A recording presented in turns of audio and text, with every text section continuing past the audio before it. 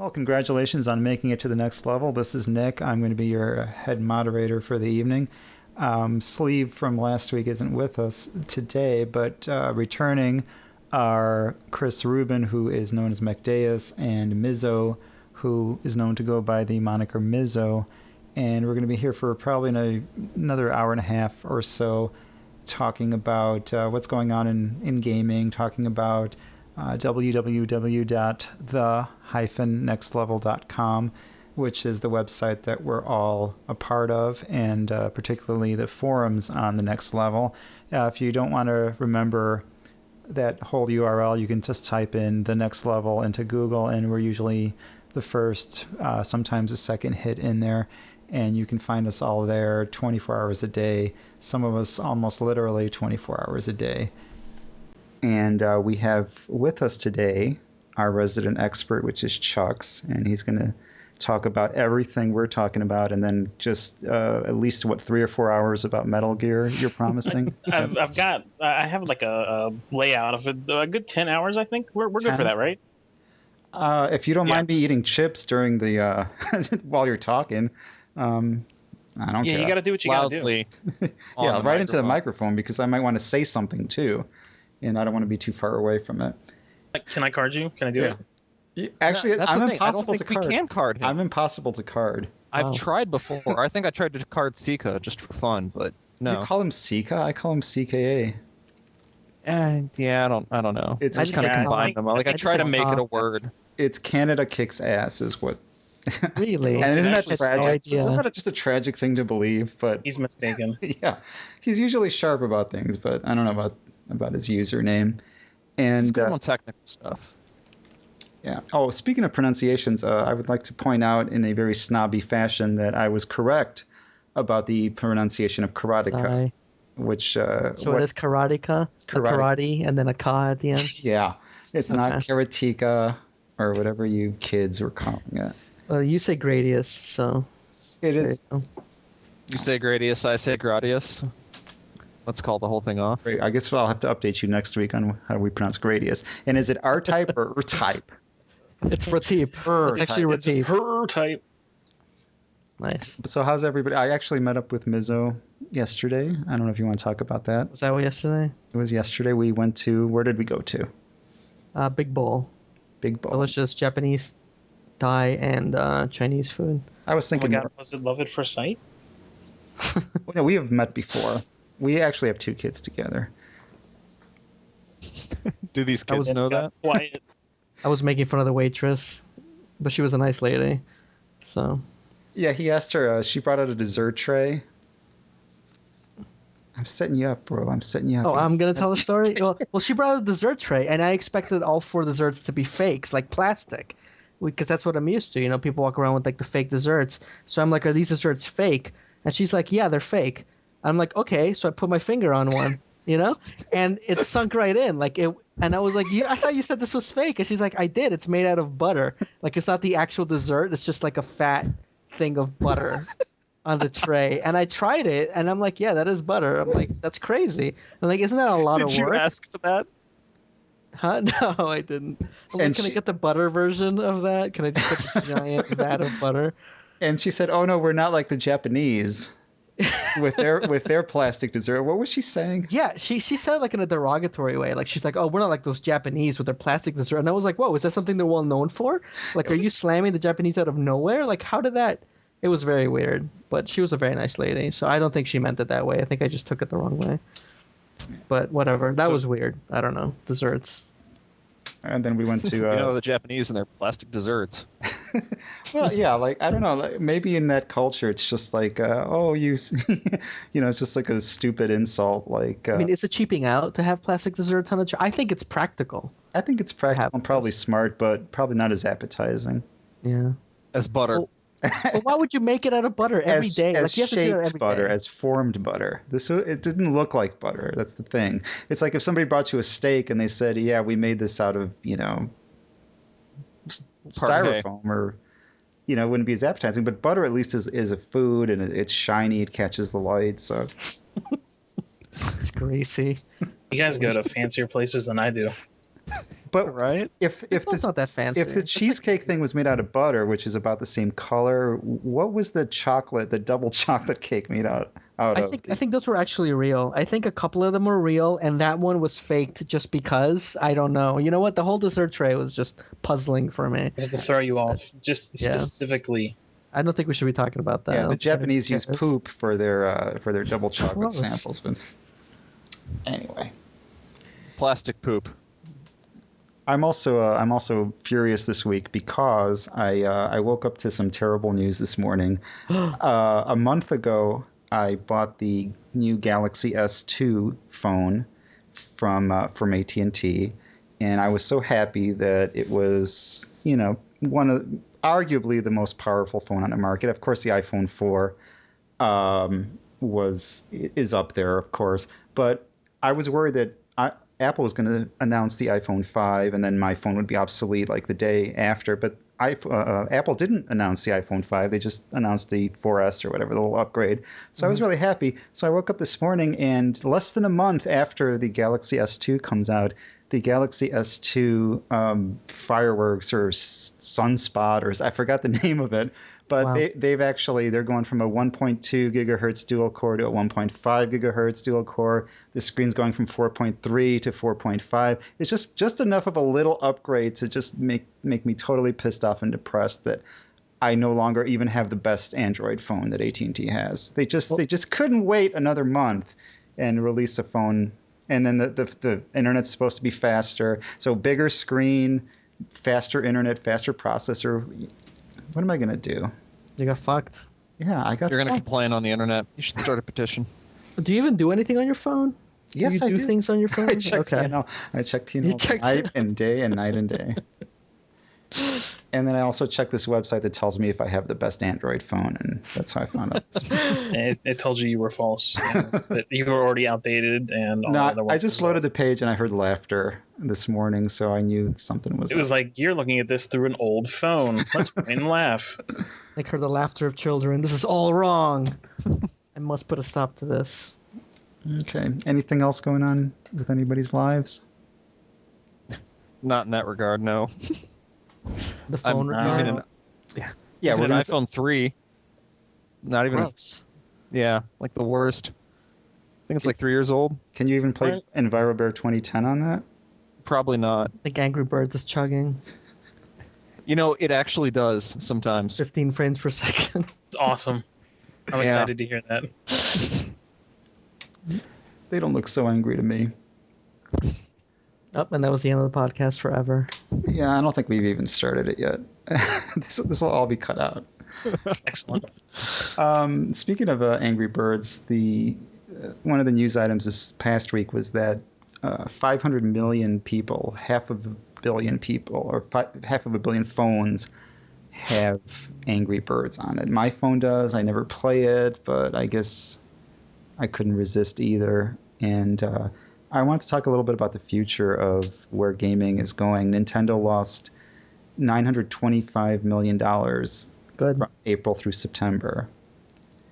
And but they're only going to lose $263 million at the end of the fiscal year, because the 6 months before that they made money somehow. But I guess around the time the 3DS came out, something happened. People saw the 3DS. Nobody bought it. That's what happened. Yeah. So do you think, we talked about this before, but do you think guys think it's really the 3DS, or who owns one of these things? I have one. I don't know anybody that has a 3DS. At least not. Well, now you do, because I have one. Well, okay, I didn't know anybody important. All right. And tell us your impressions of this wonderful hardware. Well, when I got it, I bought Street Fighter 4 on launch because I actually kind of care about the game. I knew it would be unplayable because I can't play with a D-pad, and I can't play like with the shoulder buttons being punch and kick and stuff, And I actually need every one of all 6 buttons to play. Like I can't be without one of them, like I used to do back in grade school when I had no idea what I was doing. And I was actually pretty impressed that they managed to fit as much of Street Fighter 4 into the system as they could. And the 3D was impressive to me because it wasn't just like a bunch of different layers like the Virtual Boy used to be. It was actually, when you look at a character, like you look at Zangief, like his forearm, like his front arm is actually in front of his body, you know? So you have his forearm, then you have his body, then you have like his arm in the back. I mean, there's multiple layers to every character. It was actually really impressive. The backgrounds are static and horrible, but I mean, something had to give, I guess, so they could fit it on this little cartridge. But I was pretty impressed with everything, and Street Fighter 4 managed to use every single new fangled thing that the 3DS brings to the table. Like every single tiny thing that the 3DS does, except for the camera, I guess. They found the use for in Street Fighter 4, which is kind of impressive. So it was pretty neat. It's just not. I figured most people wouldn't care about Street Fighter 4 on the 3DS, and I think I was right about that.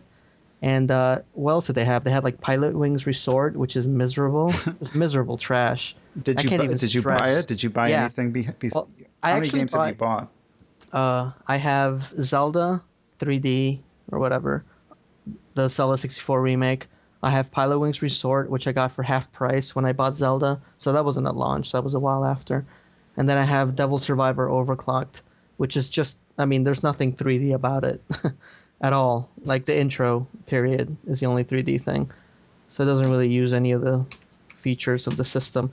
But I really want to stress that Pilot Wings is probably the worst thing I've ever seen try to pass off as a game. It's not even. I mean, Pilot Wings has always been the tech demo series, you know, which are barely games to start with. But this is like, this is just taken right out of Wii Sports. It's just a tiny little mini game that they make go on forever, and it's just not exciting or fun or anything. It's yeah. And it was full price. I mean, of course. Yeah. I mean, yeah, it was $40. It was priced at $40. I think that's since we're on the subject, that's the problem here. It's that with the Wii, Nintendo has introduced casual games to a casual market.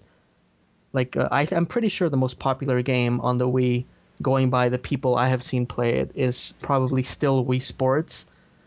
That came packed in. It is. Completely. Which is ridiculous because that's not even a game. But they sell it as a separate product in Japan, and I think it's like the best-selling Wii game ever. Which I don't understand at all. You know what? I think the other one beat it out. Maybe the second one, the one that came with a controller. What was that? Well, there was that because it came with a controller. We play, yeah. We play, yeah. But these games which is about 10 minutes of gameplay.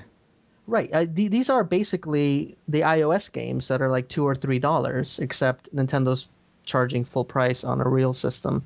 Well, and I think that's why Nintendo is afraid of the mobile market on the cell phone front, just because something like Angry Birds, it's what, $1, and 500 million people have bought it. And, you know, that doesn't seem too big for Nintendo, but it's $1, and a lot of people play that and they like it.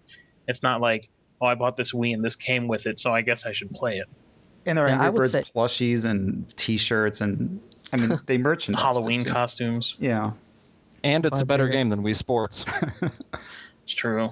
Well, I would say Angry Birds alone, just the little Angry Birds game itself, is better than Wii Sports Tennis. It's better than Wii Sports. What else is in there? Bowling. Boxing. It's better than Wii Sports Boxing, which you can't even control half the time. What else is there? It's better than all of it. Baseball? It's better than all of it. Just Angry Birds by itself is better than everything on the Wii Sports package. And if people were satisfied and happy with that experience, then I mean, I think it was mostly the big lie that Nintendo put out, where it kind of felt like you were the controller and that's Kinect, whatever, but you were like doing things and it was happening on TV, where it wasn't even close to a 1-to-1 ratio. It was kind of, you know, like you had the people standing up and swinging their arm like they're playing tennis and sweating and being like, yeah. Then you had me on the couch barely moving my wrist and getting the same motions out. And they're like, You're not getting into it. I'm like, you're an idiot because this is crap. If you know, once they introduced 1-to-1, that was actually kind of interesting. But I don't think anything has used it in any way that anybody cares about until Zelda coming soon. Does everybody have a Wii here? Yeah, it's not even out yet. Right, that's going to be the first like big thing for me that uses 1-to-1. I think didn't that Ubisoft game do it that I never played? Because the first one was just so horrible. No More Heroes? Red Steel. No, Red Steel. Red Dawn was the Patrick Swayze movie. Wasn't it the Fight for Red October? The Hunt for Red October? There was also, I think, like a Tiger Woods golf game that used it right when it came out too. But I mean, that's golf, so nobody played that. So Mizzo is the only one here that has the 3DS. And does I have a Wii? Does everybody have a Wii? I have a Wii. It's been unplugged for about a year and a half. But why did you? It's there. Chucks, why did you get a Wii? Why did I get a Wii? Because I'm stupid and I buy everything when it first comes out. He does. I really do. He really I'm horrible does. about it.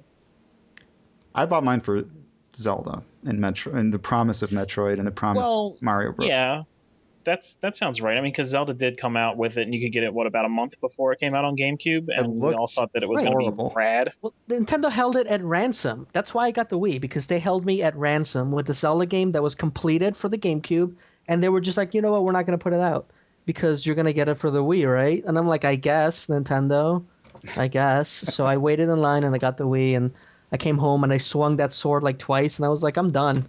Fuck this. Well, it's over. You do get pooped out pretty easily. It's not that I'm tired. It's just that it's stupid. Yeah. You know, there was no correlation between your actions and what Link is doing, and it's the same as like if you can replace the wave with a button press, it's worthless and stupid. And you easily play Zelda because they did. Because they obviously just ported the GameCube game and turned it upside down. They mapped the waggle to like the A button that would have been on the GameCube and all that other stuff. And they ruined Link. Like he wasn't left-handed anymore, which I guess is going to happen again with Skyward Sword. No, they ruined. But they didn't just flip the character around; they flipped the entire world around to match. Are you left-handed? Which I thought was kind of interesting. No, I'm not left-handed. Shut up. But Link is. Not anymore. You know, it's not the same Link from game to game. If we're going to get all technical about it, right? But they've always been left-handed. Yeah, well, this one. Yeah, maybe in that universe, most people are left-handed, and the occasional person's right-handed. Like they've always kept the same like inbred Link blood that makes them all left-handed. You're kind of sounding inbred at the moment. Nice. His repressed genes. I mean, Wii's doing fine, by the way, I believe. I mean, it's kind of losing, I think, but I think most of this was the 3DS. And Zelda's coming out, I think, the 22nd of November. I'm getting it. I've already pre-ordered it. I want the Gold controller. I'm getting it with the controller. Yeah. Yeah. Bring it on. I'll talk shit all I want, but I'm getting it. I don't have a Motion Plus controller, so I need that. I mean, even if you did, I need to play the game. But if you never play the Wii, why do you need a Motion Plus controller? Exactly. Like that's why I never bothered. Like I actually looked at them at GameStop. They're like $20, and I'm sort of like, maybe I'll get one. I don't have anything I want to play with that. Exactly. That's why I don't have one. That's why I need one for Zelda. So the pack-in is a great deal. It's actually a pretty good deal for Nintendo. I don't think it's that high a cost. It's how much is it? Like $60-$70 for the two things combined, which is probably... So what we've learned so far in this podcast is, as far as Nintendo is concerned, Mizo has battered wife syndrome. He will always keep coming back. He'll buy the 3DS. He'll buy multiple titles for it. He'll keep buying Zelda games. Don't change the handiness of the hero, or he will not appreciate it even a little bit. Yeah, but he won't do anything. Well, he's going to buy it anyway. Yeah, he won't do anything. Shut up.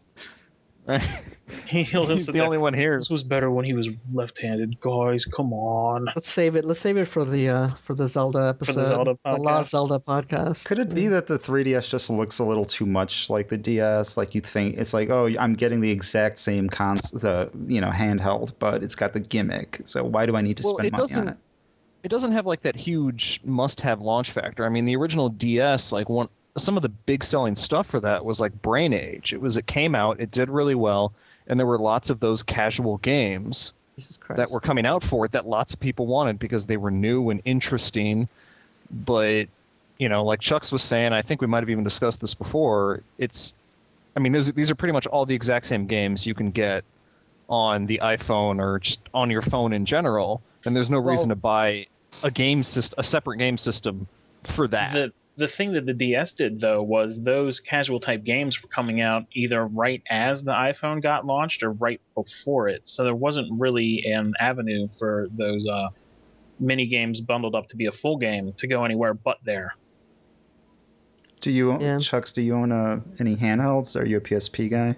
I had a PSP and I sold it. I had a DS and I sold it. Now I have my iPhone and I just play that. And it's weird because I didn't used to like using the iPhone, but now I have less time to play when I'm going anywhere. I don't have a long commute or anything like that, so I have my iPhone, and when I have some downtime I just play on that. But I have no desire to go buy a 3DS or a Vita. See, the Vita is interesting because it's a little better, and I'm getting back into the I gotta buy it as soon as it comes out type thing. I think the Vita has like the whole big fat shiny technology factor going for it, where it's just so It's just so, it's just it's a toy. It's like a gadget. It looks so amazing that you kind of want to just get it, even if you don't buy games for it. I wish it would work as a phone too, so I could not have to carry the phone around. Yeah, like an N-Gage 2, or there was an N-Gage 2, wasn't there? The N-Gage 3. Yes. Maybe. Yeah, and well, hopefully Vita will do okay because Sony also lost in the same period that Nintendo lost 925 million. Sony lost 551 million. Wow. And so it's not looking good for the game industry. These are the in the past quarter, because we talked about this with Mizzo last week. Who's buying the Wii nowadays? In the past quarter for Sony, they've sold 3.7 of their 55 million PS3s. They sold 1.7 million of their 73 million PSPs, and they sold 1.2 million of the 153 million PS2s sold. So people, 1.2 PS2s. They're still buying PS2s? 1.2 million. I assume it's like somewhere in Brazil or somewhere, some country like that. It's like buying up all the PS2s. Where the PS3 hasn't launched yet. Yeah, the latest and greatest. And all the PSPs are just going to support Monster Hunter. No, they really are. Maybe the government is buying them to for their missile shoot systems, missiles missile at defense Iraq? systems. That's what it is, right? Yeah. That's what the PS2 could do, isn't it? So the game industry is pretty much screwed at this point. I mean, everybody's losing money. Everybody's playing casual games on Facebook and on their phones. And unless you're a huge title like Gears of War 3, you have no guarantee that you're going to do well at all. So, well, is it the same audience? Like, do you think the iPhone is robbing, or the casual game? Do you think they're like robbing the audience that grew up playing Nintendo games and Super Nintendo games?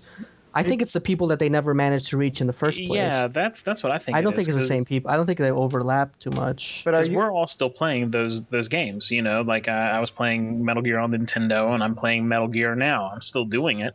And Mizzo, I know you play hardcore games, as it were. You know it. You tried to play some with me yesterday, but I put an end to that. But let's not mark off the explicit tag. Are people just kind of like playing more stuff on their phones so they don't really feel? I mean, you kind of waste it on the phone and on doing a million other things every day, and by the time you get to phone, you just go, oh, let me just play Gears again for the millionth time and then go to bed. People aren't experimenting, I think, on the consoles as much as they should be. They're experimenting on their phones because it's a 99-cent investment. Well, it's that, and on a development standpoint too, it costs a lot less money to make a bad game on the iPhone than it does to make a bad game on like the Xbox. Yes, and Metacritic hasn't reached the. I mean, look at a game like Alpha Protocol, which was a very decent game that I actually enjoyed very much. It got like a 76 or something on Metacritic or whatever people it was. So much shit about that game. Chris, were you one of the people talking shit about that game recently? No, I bought it, but I didn't actually get around to playing it because it was like $2 on Steam. So I was like, all right, fuck it. Yeah, that's when I got it too. I got it when it was super cheap on Steam. I think maybe it was like in I think it was Ed. They were just talking shit about. No, Ed liked it. Ed wanted to play it, but other people. Yeah, he did. He did like it, but he usually doesn't. He'll usually still complain about stuff anyway. But I know he was talking about it like the same time that I bought it. The point is, it's a good game. It was fun, but it didn't get an 85 on Metacritic, so there's no sequel being made. And so you don't really have that dynamic on the phone games because there's not, like someone said, it's not a lot of investment in it. And it's just, it seems to be almost a more pure environment now. I mean, if you're a guy that just wants to make a game and get it out there, you're not going to make it for the big guys, for the 360 and the PS3. You might make it for the indie Xbox Live games, but you just make some iPhone games, and even if it gets bad reviews, it doesn't really cost you anything because you're not marketing it, you're not putting up billboards, you're not paying 50 million people who are in the credits of it at the end of every game. How many people does it take to make a game? It's almost gone full circle from where it started, because back in the day, games were made by 3 people. Yeah. Like Donkey Kong was made by like one person. Exactly. And they wouldn't even use their real name. Remember Adventure's big secret was that the developer hid his name in the game. The one guy who made it had his name hidden because they didn't have credits and they wouldn't let him put his name in the game. Yeah. So he made it an Easter egg. And from there, they've bloated out to be these massive games that require huge teams and 3 years to make. And now maybe it's gotten so bloated that those systems might be failing. and we're going back to a couple of people in a garage making a game on the iOS, instead of on the major consoles. And Xbox Live too, to a smaller degree. I mean, it's not like Xbox Live arcade games are made by one person. Sometimes I guess they could be, but for the most part, well, I mean, Meat Boy was what, two people, and that did incredibly well. Yeah, but if you talk to them, they would say it didn't, because we've all seen them cry about Xbox Live on the internet. I've seen them cry about everything. Yeah. Well, they also released it, I think they ended up doing it 3 times. There was its initial release as a Flash game, which is where it got its popularity. But it sucked. And then the controls were horrible. Well, yeah, it did, but it was still popular, even being a piece of shit. Yeah. And then it got remade into something more cohesive and worthwhile, and then they ported that again to PC. So, they actually had a kind of slow build-up over time of press and acknowledgement and a fan base and things like that, which definitely helped them, even if they're still going to go ahead and complain about it. But yeah, like when I beat Assassin's Creed Brotherhood the other day, it was, the credits started rolling, and so I figured I would wait for the credits to see if anything special happened. It was like 10 minutes of names. Yeah. It just went on, and it was ridiculous. And since they make that game like across multiple countries and have different marketing branches, it's like listing one country, and then it'll switch and go to like their Canada branch, and then it'll switch and go to like their UK branch, and it's like pretty much the credits of the entire company. Does Ubisoft have the longest credits of all of the companies around? Scott Pilgrim I think they kind of do. A tremendous amount of credits, and that's just an Xbox Live Arcade game. And it's the tiniest game ever made. It really is. Yeah. I think they just list people for fun. They just start going, you know what? We're probably in a culture. You know someone who worked on that game. Everybody wants to feel good, so it's like, hey, let's just put all our friends in. It's cool. What did I see? I was translating this game, and I asked, Chuck's how to say boomerang in French. So I'm going to list Chuck's entire extended family in the credits and the entire country of France for having that word, and it's silly. Le boomerang. Yeah, la boomerang. Who I was playing LA Noire, and I was talking with Corey C or Mez, I guess, on the forums, and he's in there. So like during the credits, I saw him on there, and that was interesting. I was like, hey, I know that guy. Did he actually do anything, or did they just put him in for fun?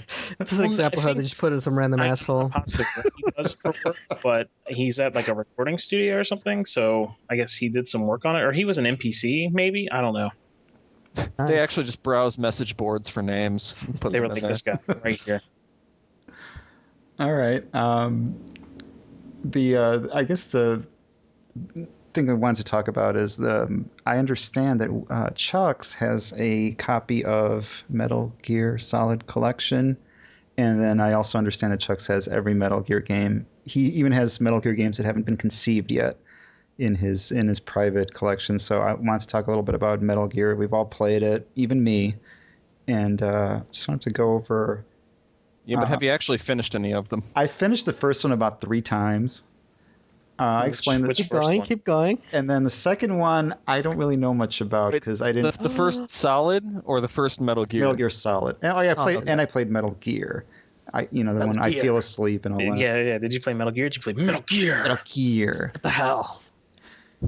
And then kind of fell off the train with that because by the time I was ready to play 2, 3 had come out, and then I just played 1 again because I was going to say, well, now I can play 1, 2, and 3.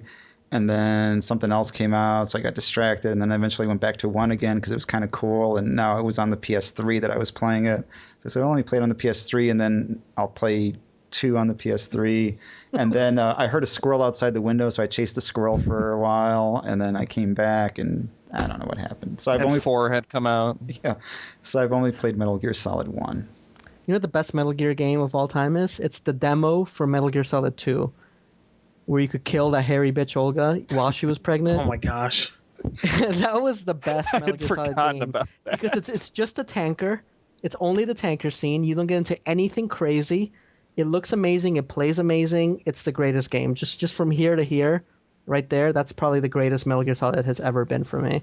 And it's amazing. Well, I guess since it came out so long ago, these aren't spoilers. So explain to I've seen somebody play Metal Gear, and there's a guy named Raiden in it. I know that. What I saw 2 things. I saw Raiden was on the bridge of a ship or something, and he was slipping on pigeon poop or something. I saw How that. do you not know anything about Metal Gear Solid? And then I saw the This is so player. The other exciting. clip is Raiden getting peed on. No, I didn't see that one. I saw the player shooting Solid Snake, and he was saying, "Don't do that. Hey, don't do that." And that's all I know about Metal Gear 2. And I heard that the ending is weird. Those are good things to know, though. So what happens in Metal Gear 2? Who's Raiden? Did you know that Vamp is not called Vamp because he's kind of like a vampire? He's called Vamp because he's bisexual. They told me that on the radio when I was talking to them. Who's they? I forgot who told me. Who just hang out on the codec Who's the one all day. I don't know if it's the Colonel or if it's Rose. But somebody told me that. No, it's not the Colonel. He's not. Is it Rose? No. No. Who's the Intel not... person in 2? I don't remember. You're the expert, Chucks. Aren't you playing it right now? Come on. I was playing Peace Walker forever, which is incredible, by the way. You got the jerking off achievement, so that's Metal Gear Solid 2. No, did you that's play Metal Gear it just Solid... to... No, I didn't get it. I was just taking a picture of it. Oh, okay. It said Snake Beater, and I was like, huh. That's pretty funny. Snake Beater. It's funny. And there's a sexting achievement, too. You take a picture of one of the girls in the lockers, and you get an achievement for it. Nice. My wife thought that was impressive. For Nick, who hasn't played the game, if you go into a locker in Metal Gear Solid 2 and the locker has a picture of a lady on the inside, and you look at that picture of the lady while you're in the locker, Snake starts, and then you have to call Otacon, I think. You call Otacon, yeah. And then Snake starts beating off to the picture of the lady, and Otacon's like, "Snake, what are you doing? We don't have time for that." Oh, yeah, that's goofy. It's because you know what? The entire series is goofy. This is what I don't understand. Like people Kojima talk about is a big fan of bathroom humor. He is. I mean, huge fan. You know to the point of why? Because he's Japanese. Action Solid Snake gets. He doesn't need to be doing that. No, I mean, it just sometimes it gets really weird. Like that was one of the oddest things in Metal Gear Solid 4 was because they actually took the cutscenes up to almost Hollywood quality scenes, but it still jokes about a guy inside of a barrel having diarrhea. Yeah, and it's like super exaggerated, like you know, like super old Kurosawa movies type acting, where the dude is like grabbing his butt and running around like a cartoon character, and you're like, okay, I get that you have to poop, I understand. Right. Thank you. But it's just like really out there, and it goes from like in Metal Gear Solid 1, like Johnny Sasaki in there, he's got bathroom problems, but they're not really like in-depth cutscenes, so it's just like, oh, there's a vaguely humorous thing that this game did, about someone having to poop, but it's like really in your face, like so far as to make the noise. Poop in your face. It's just implied at that point. We're jumping around all over the place here. Do we want to explain? Who wants to explain Metal Gear Solid 2 to Nick in a few liked words Metal as Gear possible? Solid. Now you've talked me out of playing any of the subsequent games. Because if you have never played Solid 2, that's kind of impressive, and I think somebody needs to tell you the story of Solid 2 because it's ridiculous. Who wants to volunteer to do that? Yeah. Just somebody just do it really as quick as you can. Just sum it up. If nobody's willing to, I will try. How about you try it and I'll supplement because I wanted Chucks to do it. Okay, fine. My mind is stuck on the arm. So the big thing about 2 and a lot of the backlash was that you didn't play as Snake the entire game, and everybody loves Snake, and you get just a wonderfully fancy Raiden jumping around with his pristine white hair and smooth skin and what have you, and the whole time you were on the codec, he was complaining to Rose about I need to do this, and Rose was like, don't you know what today is? And nobody knows what today was. Nobody knew what today was. It was horrible. Game. It gets to a point where it turns out Raiden was to become like Snake because the government wanted to create the Solid Snake program or something like that. Yeah, so they engineered the whole game basically to pit him in situations that were eerily similar to the first game, which you do pick up on as you're playing, and I felt which is lazy design. It ended up being part of the story, so that kind of surprised me, which just means that they stuck lazy design in as part of the story. But yeah, so the whole point is to create another Solid Snake, and that's what they're doing to Raiden. Including making a fake general who's not really the general. He's just a computer program that pretends to be the general. I'm a little confused about the story myself the more I think about it. Does Raiden know that he's in this program? Really jump into no, it. He doesn't. Has no idea. He really thinks that, he doesn't know that it's a Solid Snake program. I'm using air quotes. Again, I know it's a podcast. Nobody can see it. and he really thinks that everything just happens to be coming together like this. There's the big fight between. I just read it somewhere too. Fat Man is similar to Vulcan Raven, I think, where like even down to the level layout. Giant. Yeah. I guess. And Shaman. Shaman. What else? But each one corresponds to the other. If it's not by how the abilities of the boss do it, it's even down to the like layout of the room. Yeah.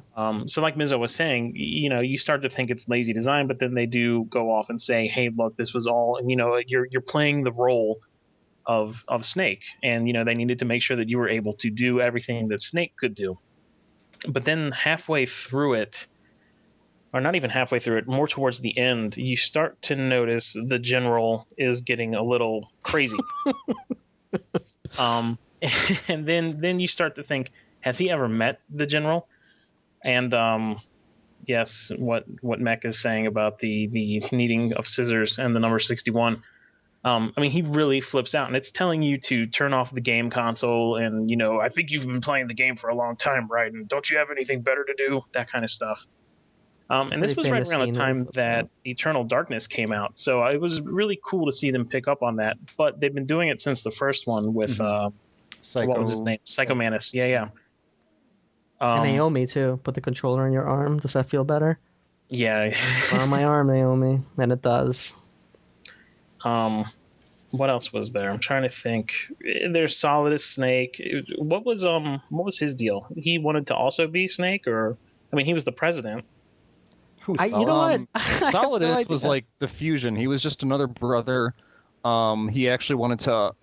He like had some connection. I think he thought he had a better connection with the Patriots than he actually did, and he was just a puppet, but he thought he was in control. So he was trying to start this whole like new revolution of to like essentially break free from control, right? Isn't there like a thing at the very end of the first game, like after the credits roll, where like it's Revolver Ocelot talking to President Solidus? That's the very end of the first game, right? Yeah, the end of Metal Gear Solid, yeah.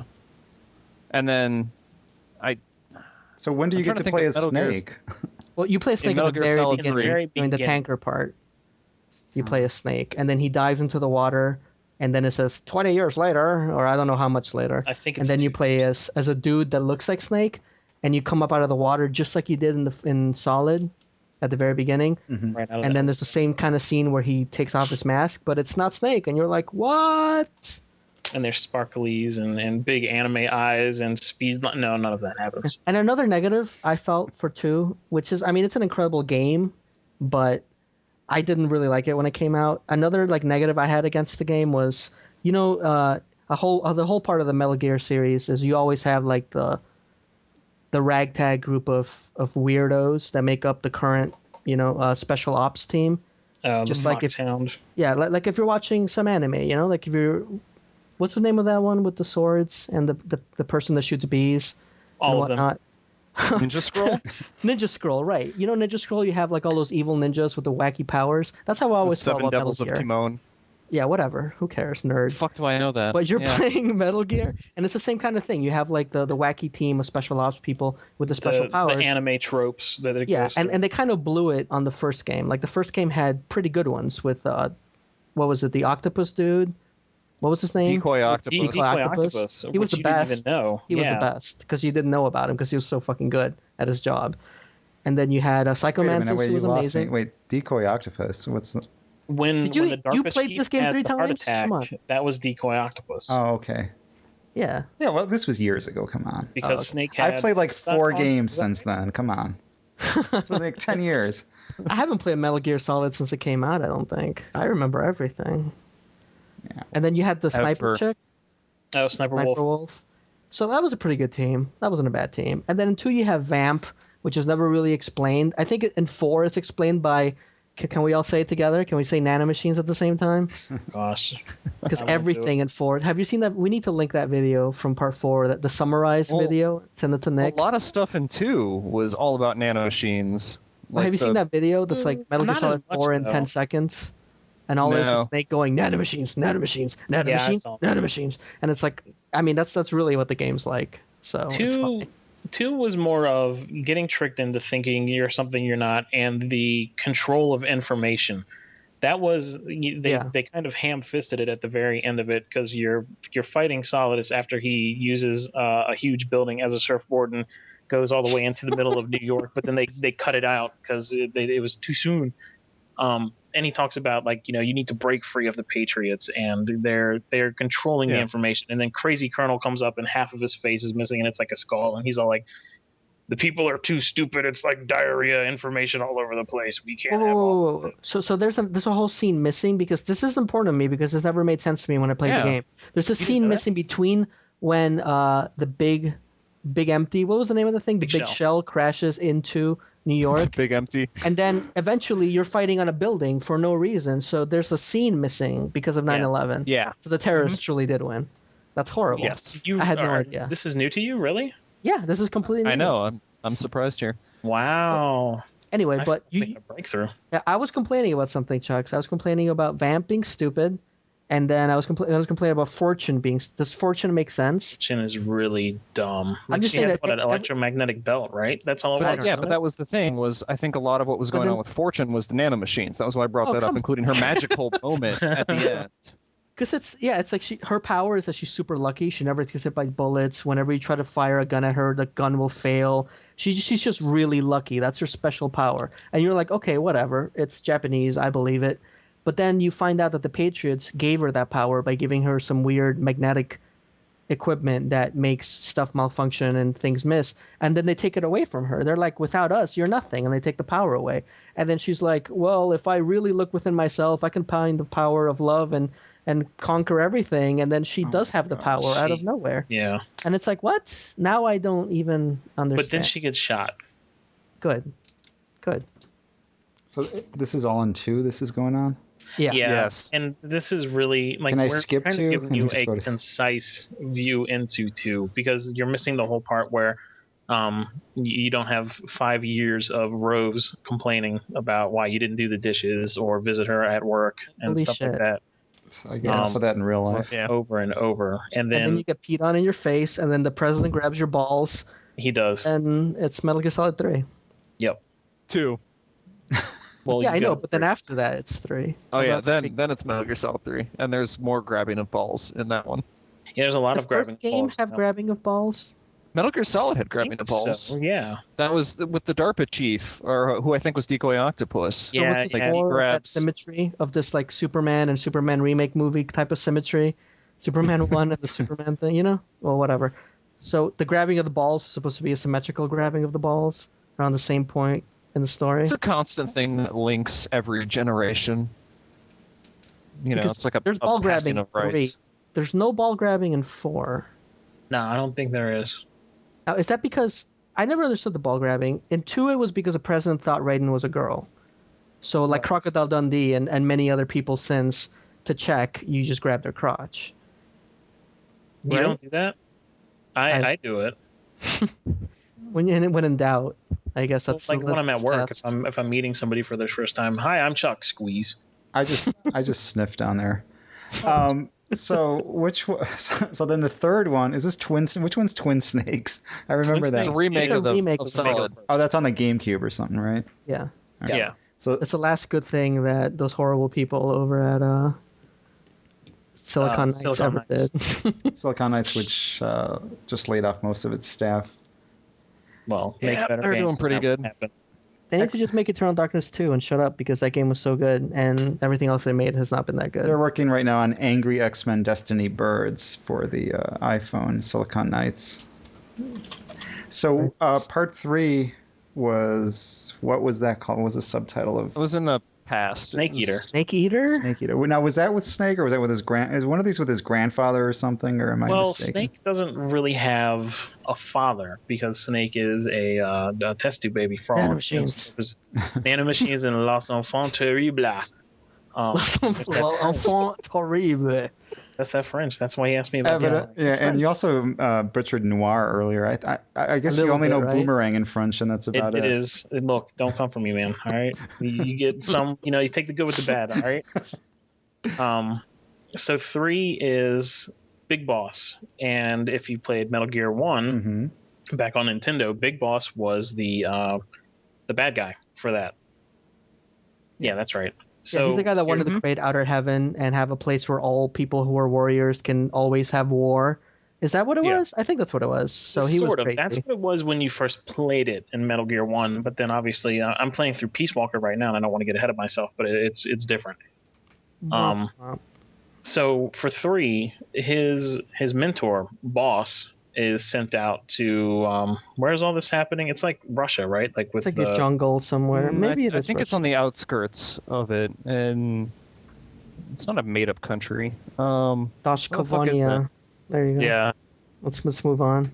Yeah, so all of that's happening. It turns out Boss has defected, but she's doing it for the good of the country, if I remember correctly. Yes. But Snake doesn't want to accept it, and he goes there and he fights her and he loses and all that other wonderful stuff. And then he gets wrecked. Remember that first fight against the boss? Holy crap. Like she shows up on a horse and takes apart his weapon and throws him on the ground and all that other wonderful stuff.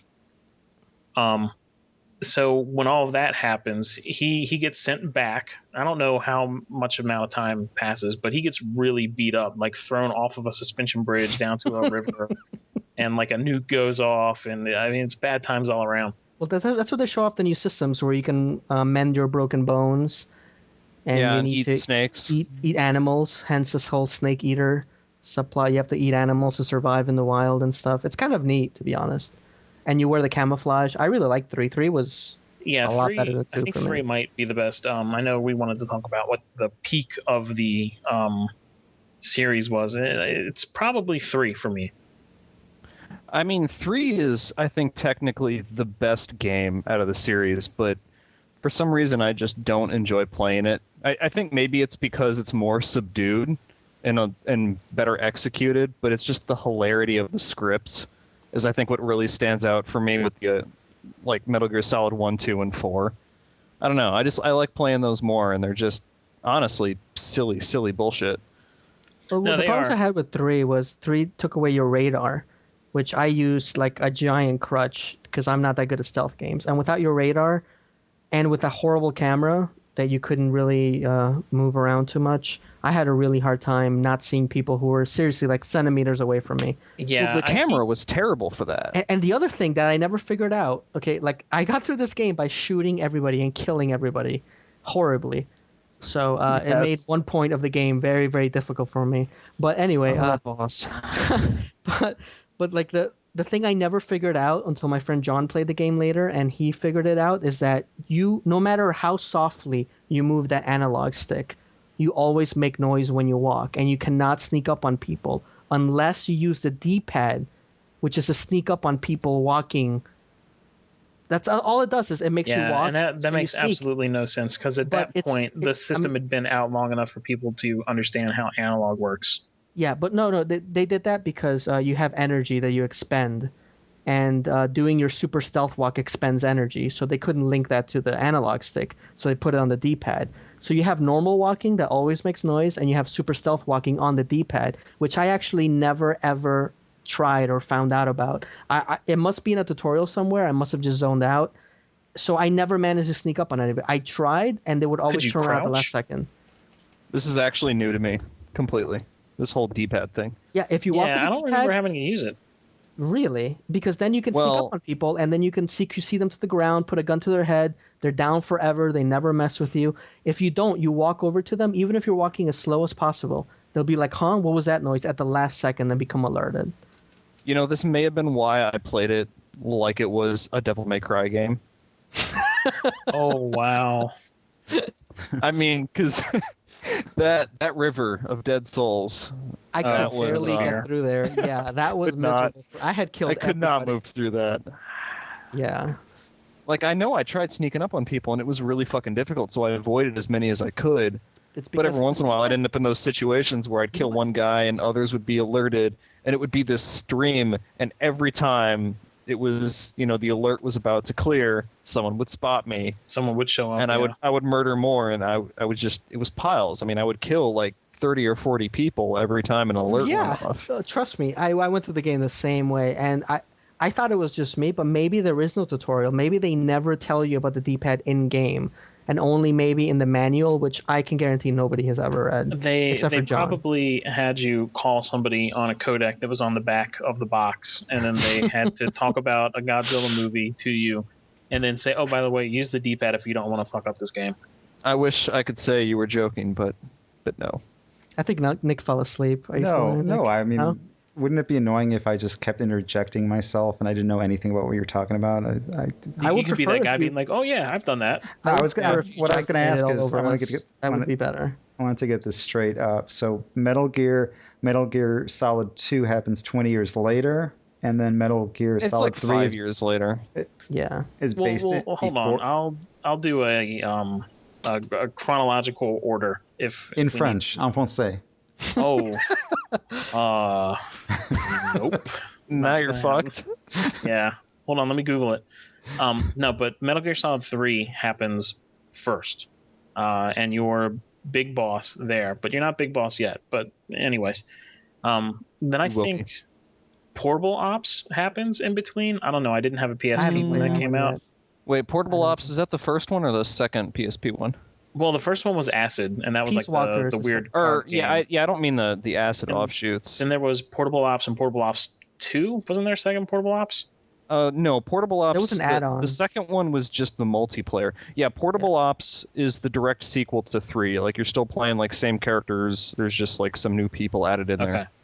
And then Peace Walker, which I just started playing on the Xbox and is incredible. That happens, I think, about 10 years after 3.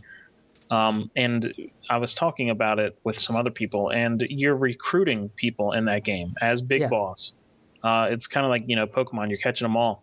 And I That realized sounds like a lot like Portable Ops, yeah. well, I mean, it's awesome. It's a lot of fun. I'm digging it because you're essentially kidnapping these people after you knock Right, them I was out. gonna You hook a say balloon you knock to them out and them, you and put them you in a truck. yeah. But you're recruiting your army for Outer Heaven. So really, you're picking all of the people that Snake in Metal Gear 1 is going to go through and murder. So that's fun. Oh, that's really cool. And then Metal Gear 1 happens, and then Metal Gear 2 or Metal Gear Solid Snake happens, and then 1 and 2 and 4. So that's. And who's the protagonist in 4? I think the cover Snake. has an older gentleman on there. Is that Snake? It's Snake. He's aging very quickly because of his genetic makeup. Yeah. Right, it's the Nanomachines. Nanomachines. It's 100% the Nanomachines. Old Snake is fun. You know what? I can't believe that we mentioned 3 and did not talk about the incredible theme music for Snake Eater. Oh, the James Bond-esque. Yeah, it's a James Bond type song, and it's called Snake Eater. And it's I don't even want to sing it. I don't even want to tell you the lyrics. You need to just look it up and listen to it because it is the greatest. Something like that might happen. That was actually one of my. I don't remember if they used. Yeah, they did use that exact one in Metal Gear Solid 4 when you do the 10-minute fist fight. Oh, don't! Oh my God, that's the best part. Yeah, there's a little chunk of it is from each game, and then when you get to the 3 part, it's Snake Eater. Yeah, well, it's cool because they're pulling all. I mean, they're playing the right nostalgia for every single little bit of the fighting. They were. And changing the life bars and everything. Yep. That music. Yep. That music just sells it so good as they shift into that fighting style. And 4 is so confusing because beating the shit out of each other. There's such equal parts of amazing and complete fucking garbage in that game. Yeah. In part 4, they're so at odds with each other, and you want to love the game so much, and you can't because there's so many stupid things in it. But the things that are amazing are amazing. I don't regret playing that game for a second. But it's so hard to recommend. I recommend it to everybody. You have to play it. If you've ever played Metal Gear before, you have to finish. You have to play 4. But it's so God. Ugh. I definitely they do something awesome like the Shadow Moses when you go back to that, and that was awesome. It was We're just spoiling everything for Nick. Whatever. You just totally turned me off to the series. I've made the right decision. We've probably done a favor for you then, Nick. I've made the right decision. Thank you. I mean, I sit down every once in a while and go, I'm going to play Metal Gear Solid 4. And then I start to, but there's so much bullshit that I don't actually get to the parts that I really want to play. So hard to play through. I've done it too, and I stop, and I know it gets awesome after that, but I just can't get past the beginning. You don't like the beginning? I like the beginning a lot. when you're going through the war zone and you have the camo on, I think that part's rad. That part feels like Metal Gear to me. It's the part where you're chasing that stupid French dude around or wherever the hell you are. And Oh, you know, God, I like you're think just I've chasing blocked him that for part like a in my memory. year. Ugh, and then you're hiding behind the like 70-year-old boss while they're shooting at her on her little bike. And you're yes. hiding behind her to regain health. You're like, you take the bullets for a while, you old bitch. I'll be back here. That's just so weird. I don't know. Metal Gear Solid first one wasn't that long. It was okay, but it wasn't a very long game. But with these convoluted storylines, I mean, are the later games longer, or is this all just Yeah, crammed they're into? longer. They're definitely They're longer, but people will still speed run them though. I think if you skip everything, once you've seen the story once, you really don't have to see it again. And if you really like the gameplay, then good for you. But I think most of them can be completed in what, like 3-4 hours, maybe. Well, yeah, but Nick's going to be playing them for the story. It's mostly just, Yeah. Yeah. Yeah, I'm all like about how the much- nanomachines. Hey, you know what Nanomachines. the best way to play it is then? YouTube. Actually, In part that's 4, the there's last way that I played Metal Gear Solid 3. Someone took all the cutscenes of the game, including the ones that you kind of play through, and pieced them together into this, like, it's like a 4 or 5 hour. Yeah, Or no, that limited was actually edition version of Konami did. Subsistence came Yeah. with a third disc that was the Nice. theater disc, and it was But recut. it's like Shenmue. it only works on the PS2, which I Yeah. fucking hate. I do not What? understand that. It's like you guys recorded the entire game and then put it on a DVD that only worked on the PS2. But you you know made why it like they did it, look right? like a game. Because it's all in game. They're using the assets. Otherwise, it would have been Gotcha. too big to put anywhere else. Oh, they could totally just interesting. fucking recorded that as a DVD. Well, it would have been like 5 DVDs. It was like 8 hours long. Oh man, What's the last I do movie remember it being pretty that fucking it long, was 8 but hours long. I don't remember exactly how long. It still made me kind of zone out during sometimes though. Just trying to do that. I know that I had to actually look up YouTube scenes from Metal Gear Solid 4 after I beat the game because there are some parts in the game where there's actually two things going on in a split screen type of thing. It's the action that you're taking part in, and then something ridiculously cool that you really want to watch and can't. You Like, just I think can't. the Raiden parts happen The like writing that, part, right? yeah. You just can't see what's happening. And if you have someone in the room with you, they are flipping out about how amazing this is, and you're just sitting there playing. You're You're like, too I busy really wish I could matching watch X it. or something like that. I'm killing 100 Metal Gears in a row, and I can't even look at see what the Oh, I amazing thing that's remember that. happening is. Yeah. Okay, interesting. So it'll be like another 5 years. It's Maybe like I I'll tuned you play. guys out. I'll play Metal Gear Solid 1 again, probably in like When 2016. the and Super You know HD what? Like, honestly, I don't regret playing a single one of these games. I would recommend any of them to anybody. Just know that they're not like anyone that talks about the story being amazing is dumb. Anybody that talks about the voice acting being amazing, especially David Hayter, you're an idiot. Like Shut all your these things are mouth right campy, they're stupid, but they fit. They're okay. You know, in the context of the game, they're good. And I enjoy the game as a whole, even though there are many, many different negatives I could list about every single one. And I have absolutely no regrets about playing through the entire series, and I would wholeheartedly recommend anybody to do it because they are amazing video games in the end. So Well, there you definitely go. worth Yeah. it. Yeah, at least I at least do- play through them once. I do love the stories and the voice acting, but strictly within the context of it being a hilariously cheesy Exactly. video game movie. Like it's not Citizen Kane. It's just No. like it's kind of the sequel to Escape from L.A. Like not even Escape from New York, but that's the the other thing. sequel. You're not going to be able to sit there and we all like to be excited about things and tell somebody like, hey, check this out, if you show somebody Metal Gear and they don't play games or they don't care about stupid campy stuff like that, they're just going to sit there and be like, yeah, this is not good at all.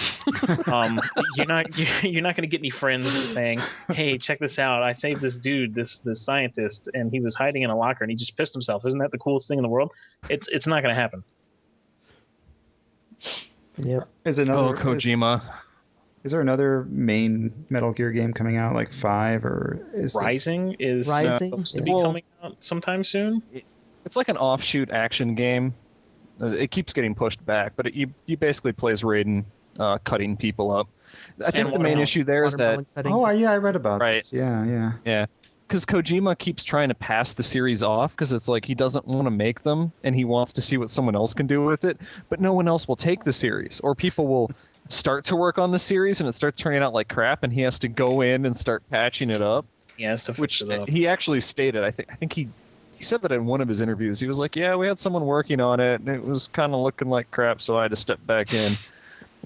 But it's that thing of he keeps trying to get rid of it, but the fans are like, "No, Kojima has to." Exactly. These nanomachines just keep pulling me back in. Nanomachines. Oh, see, Nick, you're all in it right now. You got it. You could write one. You could write one of these stories already. Yeah, I could. I probably could. All right, Sound very sad by that.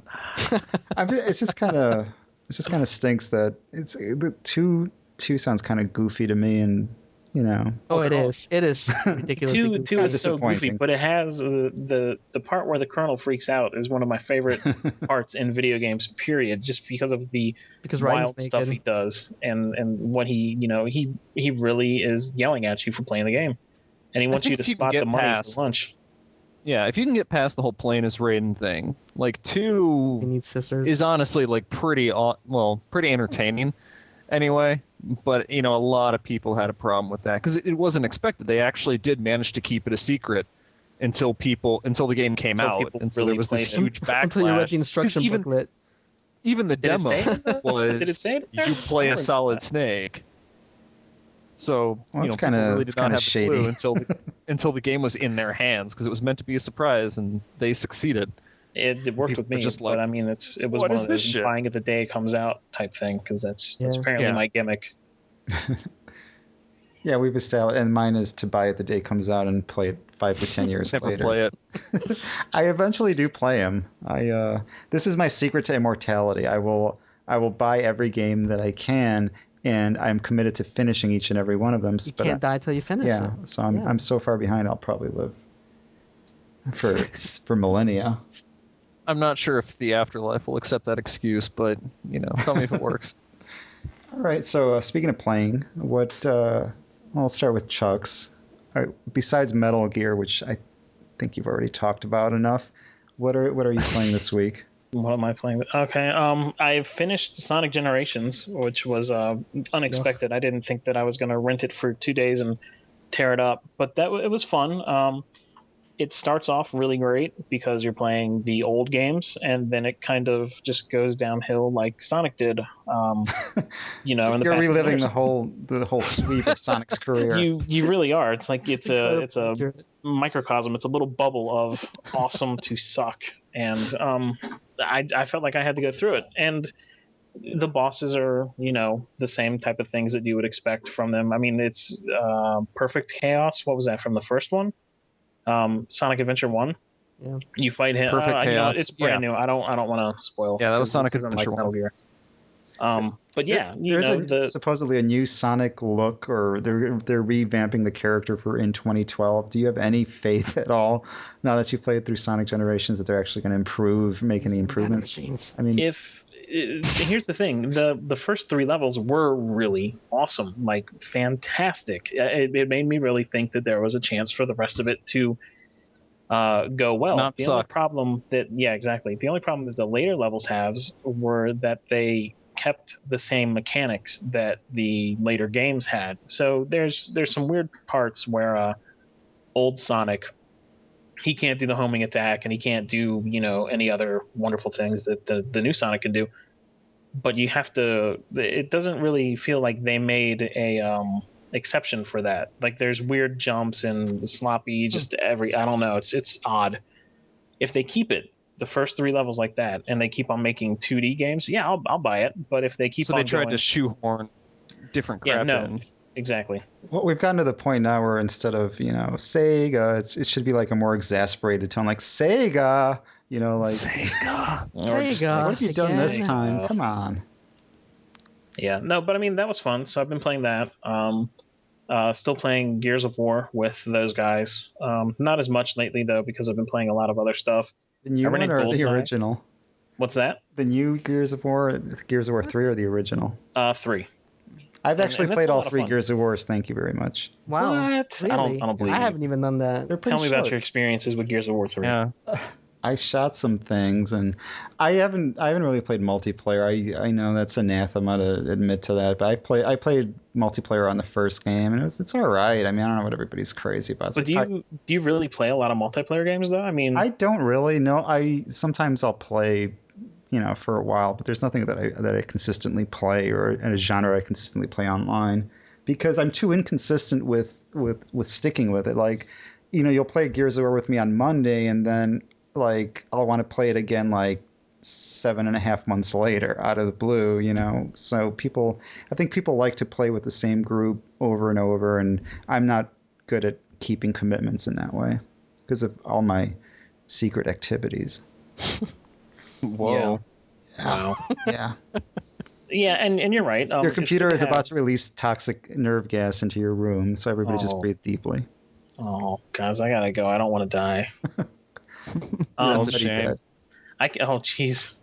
I can respect that. Because I know the Gears kids. There's like 5 or 6 of us, and they're on every night. Now I might not play every night, but I definitely get the little invite to come over and play.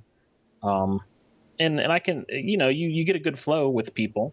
And you know how well they'll act, and if you want to win, you'll just keep on playing with the same people who are good. So I can respect you not wanting to get into that kind of trap, as it were.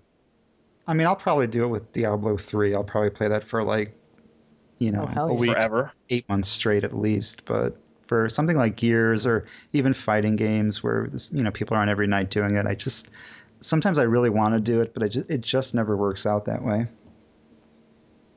Yeah. Oh. I think that's about all. Oh, Arkham. I played a lot of Arkham City. I beat that also, which was great. What else can I say about that? The ending was interesting. I'm not going to give it away because it's brand new, but it made me really sit there and say, "Huh, they did that." Okay. Now, do you play as Batman or as Raiden in Arkham City? Actually, I have the DLC to play as dead pregnant Ogla. So. Wow. Harry, don't forget Harry. Fetus attack. Can you imagine if they didn't tell anybody and you bought Arkham City and you get to play as like Nightwing instead of Batman? You get to play as dead Jason Todd. Nice. Or Barbara Gordon in the wheelchair. It would be like the special edition of Metal Gear Solid 2 that came out on the PlayStation that had the skateboarding, except for instead of a skateboard, it would be Barbara Gordon in a wheelchair on a half pipe. The beginning of Arkham City was amazing when you're Bruce Wayne. Yes. And those dudes are fighting you, and you're like, you know what? I've had enough of handcuffs. I'm like, whatever. You're like, fuck it. Them. Oh, yeah, that's so good. I can break these cuffs. You can't break those cuffs. I can break these cuffs. So did you start playing that, Mizzo, since Nick hand-delivered that to you? Yeah, I actually did. I went to John's house to get my PlayStation 3 back, which I haven't played in months and months because I don't really play PlayStation 3. And we turned it on. We had to do an update, obviously. Then we had to install the game. And that took a bit. And then we actually got to play the game, which was a lot of fun. And we didn't put in the Catwoman DLC right away, which this came with. So we actually remembered at a later time and put it in. And they were like, oh, by the way, you missed like 2 story segments. Do you want to see them now? And it's like, really? That blew my mind. Catwoman starts off right at the beginning. So you start as her because she was already being. Well, I don't want to talk about it because, like you said, it's a brand new game. But it just seems but really Catwoman weird. is literally when you turn the game on. I think you can talk about that. I'm gonna start again. I only really spent a couple of hours with John playing this afternoon, so I'm gonna start it again tonight from scratch. But I was just really surprised that they would actually withhold these entire story segments just for used game pricing wars bullshit, right? Yeah, because otherwise it's a $10 pass. $10.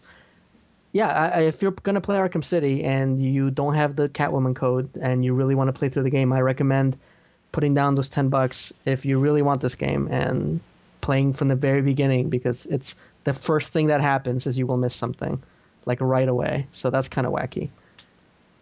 Oh. What else are you playing, Mizzo? Really not a lot. I haven't been playing that much this week. I've stuck to the iOS stuff from last week. Just more Tiny Tower, still Monster Hunter, obviously. You're playing a lot of Kawaii Pet Megu and polluting my Twitter stream. I'm trying to get more people to play. Nobody wants to play. And that's not I me. think That is Little Mizzo. That's not Mizzo. It's my pet Little Mizzo. Sometimes he tweets on my behalf, and I get very angry, and I come home and I beat the crap out of him with Yeah. my thumb. I remember one of your tweets actually being something just for like people who hadn't played the game before. It was like, new people, if you join, you can get a bonus, and Mizo will get a bonus. And I was like, well, I've already played, so sucks for him. He tricked I think me that was into an that, email. and then I did it, and it was just like, oh yeah, guess what? It's not going to work for you. So I was really excited about that. It's not even a good game. Like I'm just gonna be honest right No. now that it's not even a good Tamagotchi game. It's I don't know who made it, but it sounds Korean and it's the English is horrible and that's why I like it. But I don't know. I just figured out that you can plug in your iPhone and then you get like a little symbol on the screen that shows your tail's pet next to an electrical socket, and you can plug in his tail, and that's how he gets energy. And that's how he would evolve to another form. So I've missed out on evolution because I think you can do this every day, and I haven't been doing it in forever. So there you go. Now you know a little bit about Kawaii Pet Megu on the iPhone. All right. I hate that.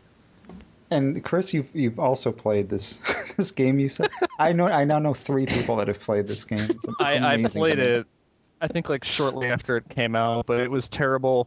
And the thing is, like, it's also, not only is it bad, but it's in the style of the old Tamagotchis, where if you don't pay attention to them, they'll just shit all over the place and create this huge mess.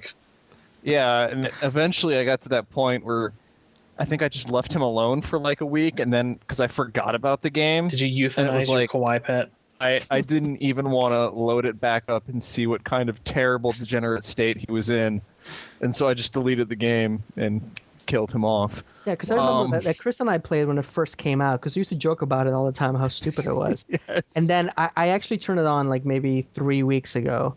I was deleting some apps because some apps work on the iPad as well as on the iPhone, and I would rather play on the iPad than the iPhone. So I started deleting some of my apps that worked on both. And I found this, and I turned it on, and my pet was upside down, flies all over him, just dead. As dead as you can be from not having touched him in like a year. But you can give him an elixir and he comes back to life, so it's all good. That's horrific. He's totally fine now. He's perfectly fine, yeah. He's just sleeping, guys. He's just sleeping. He's knocked out. He likes the flies. So I'm not playing Kawaii Pet Megu. It sounds like you should. It's on my list of This of games it just I have not moved ahead touched this of week. Metal Gear Solid 2 for me. Damn it. It's really horrible. Well, as I mentioned before, I played through Assassin's Creed Brotherhood this last week. You know, it was okay. I kind of feel like it was like, aside from the ending, like nothing happened in the game. Yeah. It was just sort of like, hey, here's Assassin's Creed 2. Also, you now have a multiplayer aspect. I think they figured out that nobody wants to play as Desmond, and they're trying to stave that off as long as possible by giving the same game over and over again. I want to play. Well, no, but that's kind of the thing. Is like there are actually a lot of Desmond playable segments in Assassin's Creed 2. I'm sorry, not in 2. In Brotherhood. Yeah, like in 2, they were sort of like, oh hey, you get to play as him during the credits. Mm-hmm. But then in Brotherhood, there's multiple sections where play through like a level as him. Really? So they're starting to bring in a little bit more in. It's just that the majority of the game was, oh hey, remember this guy that you didn't kill in Assassin's Creed 2? Let's track him down. It was like, wow, that's okay. Like at least in Revelations, kill the world. Yeah, like at least in Revelations, it looks like they're trying to tie up the Ezio storyline, whereas this is just sort of a filler episode. For Ezio and Altair, they're done after this one. It is because Revelations is actually has a video it ships with, which is basically includes the end of Ezio's life. So it's one way or another, like Ezio is gone forever now. But I mean, I do really like the series. I like just all the different aspects that it puts together, which includes even the wacky like time travel shit. I like the whole puzzles and everything that it integrates together.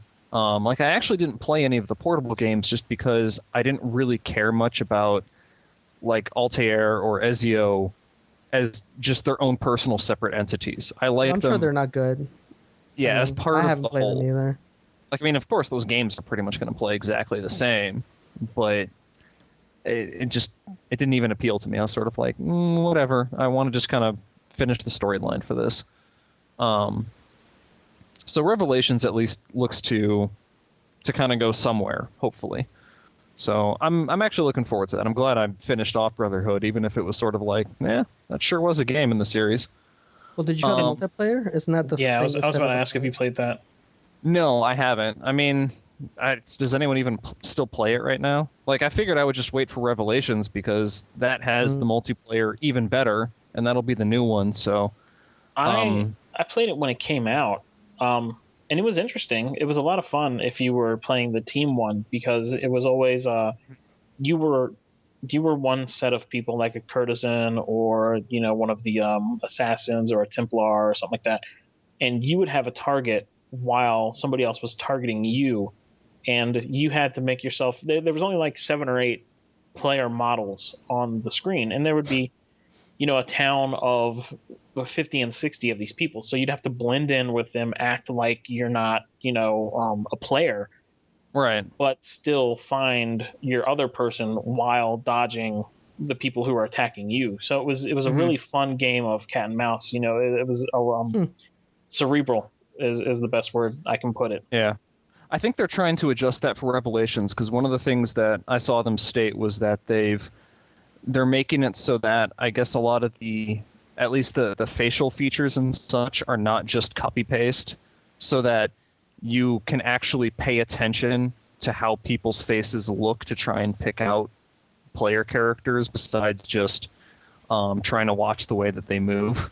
So you have to get up in the grill? I don't know if I like that or not. Or what? That seems kind of weird. I mean, you can't really see their faces that well from far off, but I think it'll probably help as, like a close-up sort of thing, so that a player character doesn't walk necessarily just right past you. But well, and that was one of the best things of the multiplayer, is if you were playing very well as somebody trying to fit in, and then you would see somebody walk right by you and then kill somebody that you were standing right next to, so then you could either take off or knock them out, and then as you knock them out, they're not your target, but somebody else might have seen you knock them out, so then they would get killed for making the mistake. That was a lot of fun. Yeah. I don't know if I would want them to make it easier for people to be found out. Mm-hmm. Yeah. Well, I think it might apply to the NPCs as well. So I think it's more player models all around. I don't know. They just had a multiplayer beta on PSN in like September, but I totally missed it, so I'm not exactly sure how different it is. But I mean, it sounds cool. Like, I do want to try it out. It was just I waited so long to actually finally get around to Brotherhood, since it's like, I think it was $5 off Amazon for PC right now. Nice. So it was like, okay. So yeah, aside from that, the other games I've been playing are actually like the little PC indie games. I started playing some Voxatron since they patched in joystick controls, so I can actually play it like an 8-way shooter using the right stick now. So it's not really a great game, but it's cute. It's got a nice little graphics engine. It's a pretty game. It was worth the $5 for that humble bundle, but yeah, there's not too much else going on in that. And then the other neat one, which is free, so you guys should check it out, which is Stealth Bastard. It's kind of like side-scrolling Metal Gear Solid. Yeah, I have the tab up on my window because I was looking for that back when Nick was talking about the indie games and stuff like that, and that game's free. So that kind of goes along with they're probably releasing that for free so that people start to know their studio. Kind of like, if you think about it, it's an advertisement for their studio. It is, because they actually released a game on PSN. Like, every time I close Stealth Bastard, it has an ad for Explodamon, which is a game they have on PSN. Oh. And maybe on PC as well. So I think they're just kind of putting that out there as like a, hey, here's a little game we came up with. You should totally buy our other products. But yeah, like Stealth Bastards, I mean, it's pretty neat. It's like a little, time trial stealth game. It's not hugely in depth, but it's cute and it's fun, and controls pretty well. And it's actually got some good, stealth elements going on in it. So I'm Chris, enjoying it. I meant to ask you before you got off Brotherhood, but whatever. I'm going back to it.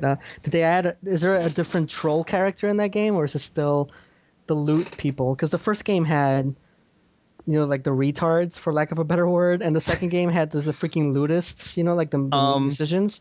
Is there a new troll character, or is it just the lootists again? They're greatly toned down. I think it's just the lootists. They're the only ones I recall punching in the face all the time. You had to deal with them somehow, and then the cops hated it. No, but in part 2 they added the money. You could throw money in the ground. There's the lootists, and then there's the town criers also that will go around and start yelling about you if you're notorious. Oh yeah, I didn't recall them actually giving me a problem. Did they keep that whole notoriety thing with the things you peel off, the posters you peel off the wall? Yeah. That was kind of silly. I guess it's okay. Yeah, it's not too bad in here. The only real issue that I directly had with the whole getting in trouble or anything like that was honestly the context-sensitive controls. Yeah. Because they still had the guys who they would be carrying like a lot of money or a precious artifact or something on them, and they would just be running through the city, and you try to tackle them. And so I would be running to them, and this happened not just once. This happened like 3 times. I would run up to them and hit B to tackle, but instead of leaping forward and tackling him, Ezio would turn to his side. Yes. Grab a guard who's on a horse, yank him off, and throw him to the ground. And pee on his face. I'm just like, and the guy who I actually wanted to tackle runs away while all of the guards in the area just turn to me and draw their swords. And it's like, this isn't what I tried to do. I wanted to tackle him, not yank a guard off a horse. It was just a misunderstanding, I promise. like when I started playing Deus Ex, and I walked up to the police guard. Chuck knows this. I walked up to the very first police that you see in Deus Ex Human Revolution, and I've got my gun out, and he's like, "Sir, you need to put that away. Can't have that drawn." So I'm trying to figure out what button puts the gun away, and I can't remember it. Of course, I hit melee. Yeah, he punches the dude right in the face. My gun away, I just grab this guard, punch him, throw him against the wall, and I'm just standing there, and like I am in real life, just like mouth open, going, "Oh my god, I didn't mean to do that." And I turn and look to the police officer who's standing next to him, and that guy just stares at me for a second, and suddenly is just like, "Holy shit!" and pulls out his gun and is like, "Sir," and so I immediately tap melee and grab that guard and throw him into the wall. And I'm just staring at the scene like, I need to reload my game. None of this was supposed to happen. This is not how this mission was supposed to start. I never asked for this. Yeah, right. The only person I've done that to that wasn't a bad guy was that breakdancing dude in the subway. The subway. I had to handle him. Did you watch that video of the dude that was X guy just beating up on women constantly? Because that's the funniest thing. Yeah. Before it came out, there was that one video of him just slapping the hell out of all of those women. The double takes that was so good. All right. So yeah, those are all the games I've been playing this last week. Okay, well, I've been playing 2 things this week, and the first is an indie game, because I just get into those and I knock them out pretty quickly. And this is actually from the publisher that brought us Gemini Rue, which is a pretty decent game that came out, I would say like the beginning of the year. Oh, I remember that. Yeah, I just got that, but I haven't played it yet. It's really worth playing. Gemini Rue is. It's set in space. There's a pretty good storyline.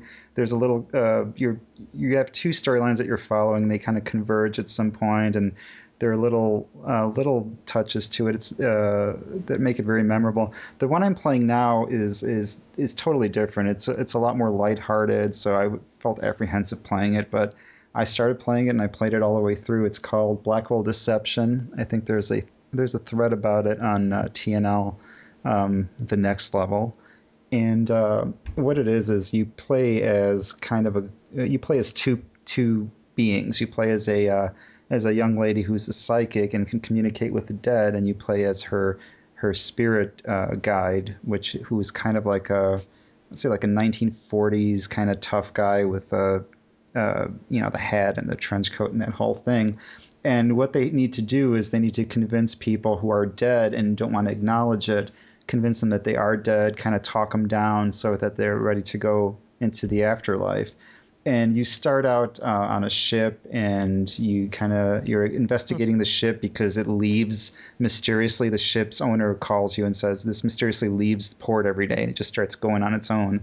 So you go on the ship and you figure out what's going on. You encounter the ghost who's causing it. It's not one of those games that plays everything for laughs to the hilt, which is good because those kind of games tend to annoy me. It's got a lot of humor to it. You can switch back between the dead person and the living person at will, and they have different takes on what you're looking at. It's a point and click adventure. So, where she'll say, "Oh, that's a laptop," he'll say there's this box thing. He's not really familiar with what it does. So you kind of just work back and forth. He can go through walls, of course, or he can go places that you can't.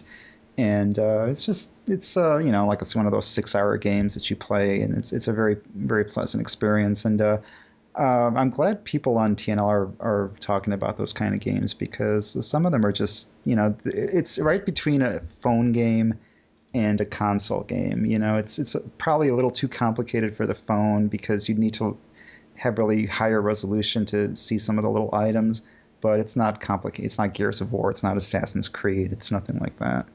And so I've been playing that. It's called Blackwell Deception. And the other game I've been playing is called Not Uncharted 3, because I have Uncharted 3 here. It's shrink wrapped. I loved Uncharted 2. Wow. But it's shrink wrapped, so I haven't played it yet. And You should wait. You should wait for the upcoming patch, which sounds like maybe out soon, because people have been complaining about a lot of things. Like the Uncharted aiming. 3, like the aiming, specifically the aiming. Yeah, of course. I'm a visionary. I knew that. I knew there would be problems with the game. I like how you say he should wait, as though he's going to be like, "Oh, it's patch day. Time to bust this out." He put it back down. He was ripping that bad boy open as we spoke. And he's like, "Oh," and he started putting it back down. Yeah. Oh, I also have an addendum to my list, which was very sparse, because I did buy and then play War of the Worlds. Yes, how was that? From our last comment, it was garbage. It was probably, you know what? Honestly, it wasn't garbage. It had a lot of really good ideas, and it did a lot of things really well. But then it also did a lot of really stupid things. So was it the difficulty that got to you, or what was? You know what? It wasn't the difficulty. I can handle the difficulty. It was more the last two achievements, which I guess is not really a big deal. But one of them is to beat the game without dying. Yeah. And the other one is to beat the game without dying in one sitting. Yes. And I really, yeah, they're insane, because there's a lot of things in this game. Like if you ever played Out of This World or Flashback or Heart of Darkness or any of these type of games, you kind of feel like they're very set in stone, kind of. So the actions you take, you can, if you figure out what to do, you can do the same thing again, and you won't die because you do just exactly the same thing with the same timing. You should be able to get through it just fine, And the bad thing is this game has a few elements to it which I felt were kind of random. I know for specifics, there's one part where there's two power lines.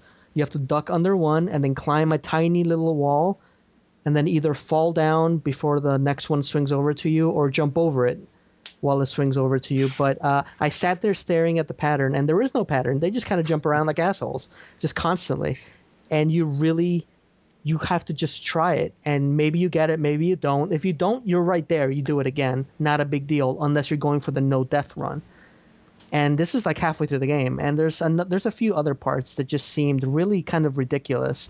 Like when there's like they're shooting electricity, and you have to stand between the two things of electricity and walk along them and not get hit by the one in the front or the one in the back. And not just walking, sometimes you have to crouch down and roll between two of them. You know what I mean? Mm-hmm. Those parts just seemed really and then the diagonal shots, you have to walk between the diagonal shots and then climb up a ladder avoiding diagonal shots. And the hit detection is kind of iffy, where I think they can even go up to your knee and not hit you, but if they touch the tip of your finger, you're toast. It Yeah, just seemed you have to climb a ladder, and then up from off screen, these shots are coming at you diagonally. And at some point, you have to jump over 4 things that are crawling along the ground. You have to jump over them with precise timing while horizontal beams are being shot at you, and right. then the diagonal beams, I believe. Anyway, you get to the end of that little space, and there's a ladder. And at some point, maybe at 2, 3 points up the ladder, you have just enough room to stand still on the ladder where you don't get hit. If you're like a couple of pixels up high or a couple of pixels down low, you get hit and you have to do it over. And there are things like that throughout the game. It just seems impossible that it just seems like such a bad idea to try to get those Yes, last 2 achievements. Like you would it just want does. to, you would just hate yourself or hate the people that made the game by the end of it. Right, like I Well, understand why they made it so difficult, and that's fine because you die, you come right back, and you just do it again. So it never really gets, for me, it never really got that frustrating. But to try to think of doing this without dying once, I did Prince of Persia without dying but once on Xbox Live, like the remake of the original Prince of Persia. I did. There's a few games that you can't die in, and I actually went through and did it because I felt like I could. With this one, I honestly don't feel like I could do it, so I just don't want to put myself through the strain of having to do that. It just doesn't seem like it would pay off in the end. So the game has a lot of good ideas, a lot of really cool segments, like when you're jumping from building to building, and that one tripod that is just so focused on the one human person in the world. You know, you're trying to invade an entire world, and he sees one person jump running on a building. He's like, "Fuck that! I am dealing with this human now," and he chases you for miles. But it's still a very cool segment of the game.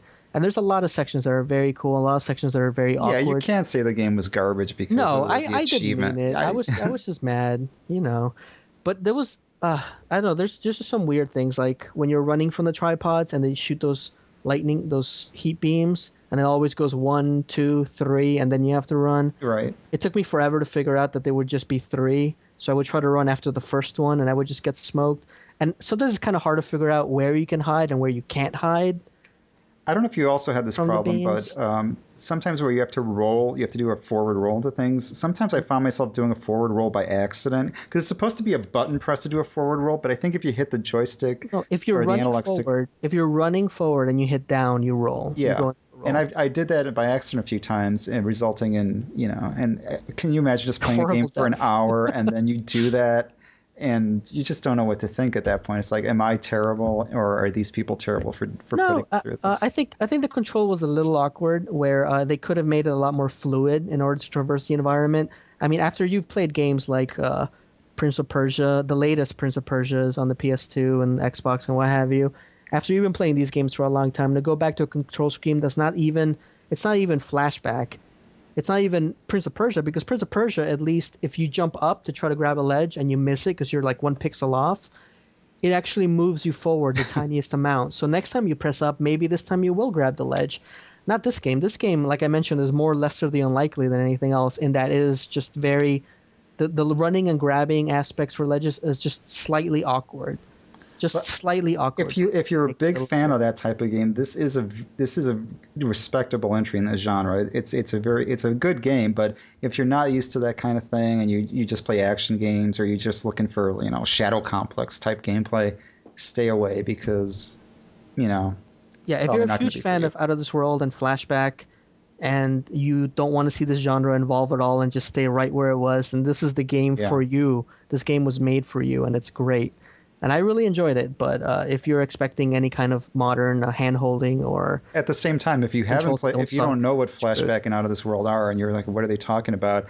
And this is a really easy way to get into it. You don't have to look for some old game. War of the Worlds came out recently, and I think the art style, everything's good, and it's a good introduction to the genre.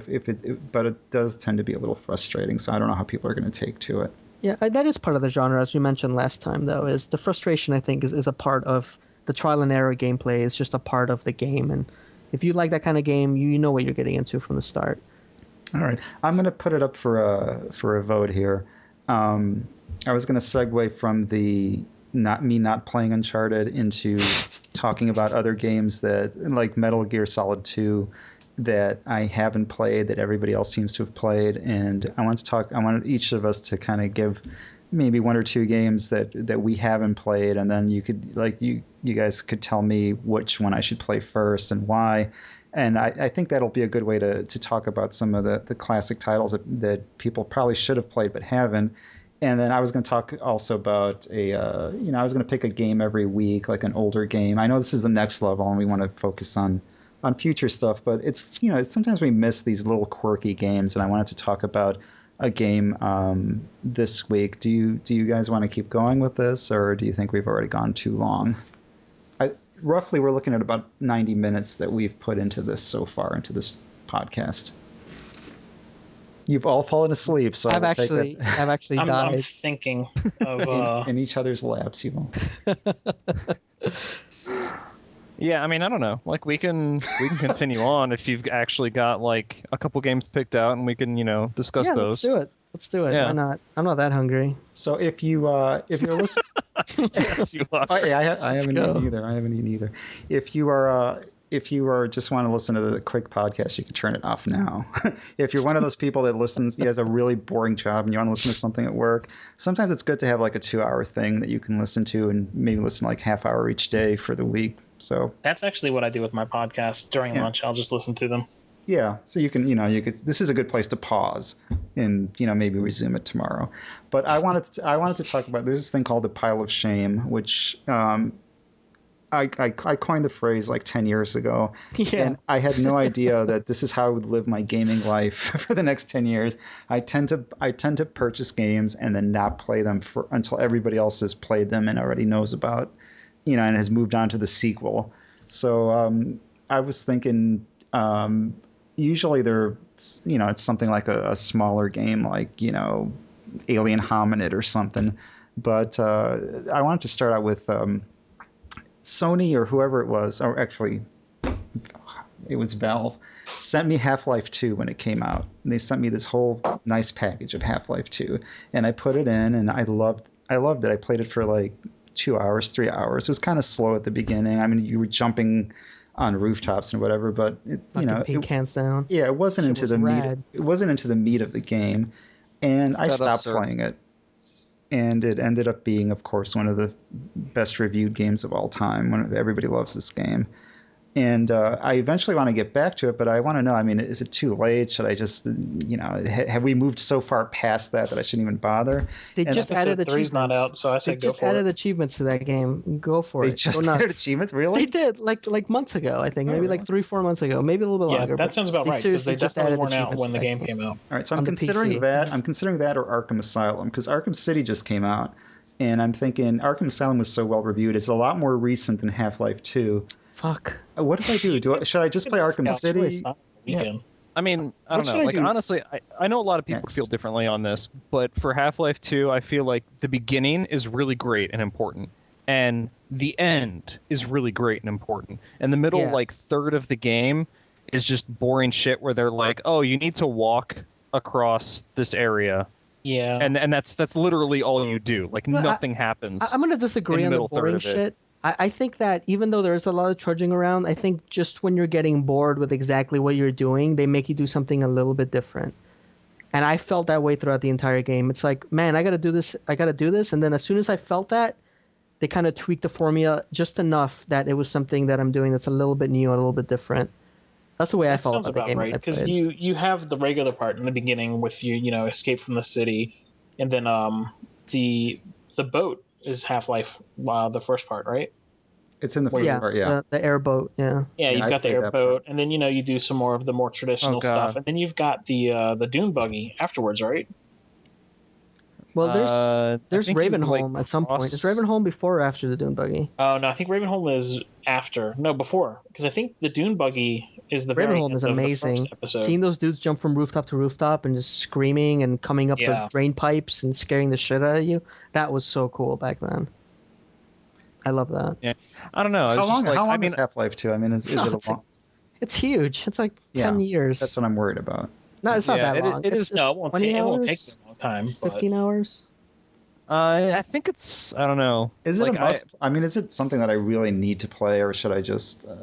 Probably. I would say play that more than Batman. And I really like Arkham Asylum, but it's kind of one of those, this is the quintessential PC game. People are saying, play a PC game. Well, what should I play? Well, have you played Half-Life 2? That kind of thing. I don't know. It pays off really nice at the end too.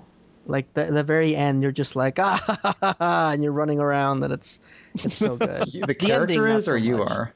I was. Yes. Oh, you were. You were rubbing your hands together. Gordon Right, Freeman's both. kind of quiet. I don't think he would cackle quite like that, but I definitely was. Right at the end, it just gets just the last few bits. I don't know. I really liked it. I mean, it does also, seg nicely into both of the episodes, and those will help you to hate life, since Half-Life Episode 2 has pretty much the most asshole ending of all time. Oh my god, they all have kind of asshole endings. Oh, but that one, oh my god, really does. It's fucking terrible. And then for them to then stop releasing episodes at that point. How long has it been now? Like 5 years? Oh, at least. Yeah, I think it's something like that. I remember I look it up every once in a while and go, how many years has it been since they were supposed to release this 6 months later? But yeah, I mean, Half-Life 2 is, it's kind of an iconic thing, which is really good for that. Like, Arkham Asylum is basically just an excellent Batman game. Yeah, I mean, like Metroid. How long game. is Asylum? Is Asylum like 15 hours? Would you say? Yeah, I don't even think it's that. Short. Asylum's probably like Asylum blew my freaking mind. I'm gonna tell you, I love that game. You should play both of these games. I'm trying to figure out which one is shorter, so you can play that one first. Asylum and I think Asylum might be shorter. Asylum is shorter, yeah. Yeah, because you can really plow through that game. You don't need to do any of the side stuff. You don't have to get into any of the extra yes, bits. I do. I beg to differ. Nick, I do need to do the side stuff. To get rid of the pile of shame, you got to just beat the game. Riddler. And then if you really like the game, you come back and you do 100%. Like, I won't do time trials and that kind of crap, but I'll take my time going through. I'll only play through a game once usually, but I will take my time and explore every nook and cranny. This is one of the reasons I don't like the old Sonic games as much, is because you run through them and you're running by and you're thinking, man, I bet you up on that cliff there's like one of those little boxes with 10 rings in it. Or, it just bothers me. I could have 10 more rings. Yeah, I could have 10 more rings. If you get a pawn shop at the end.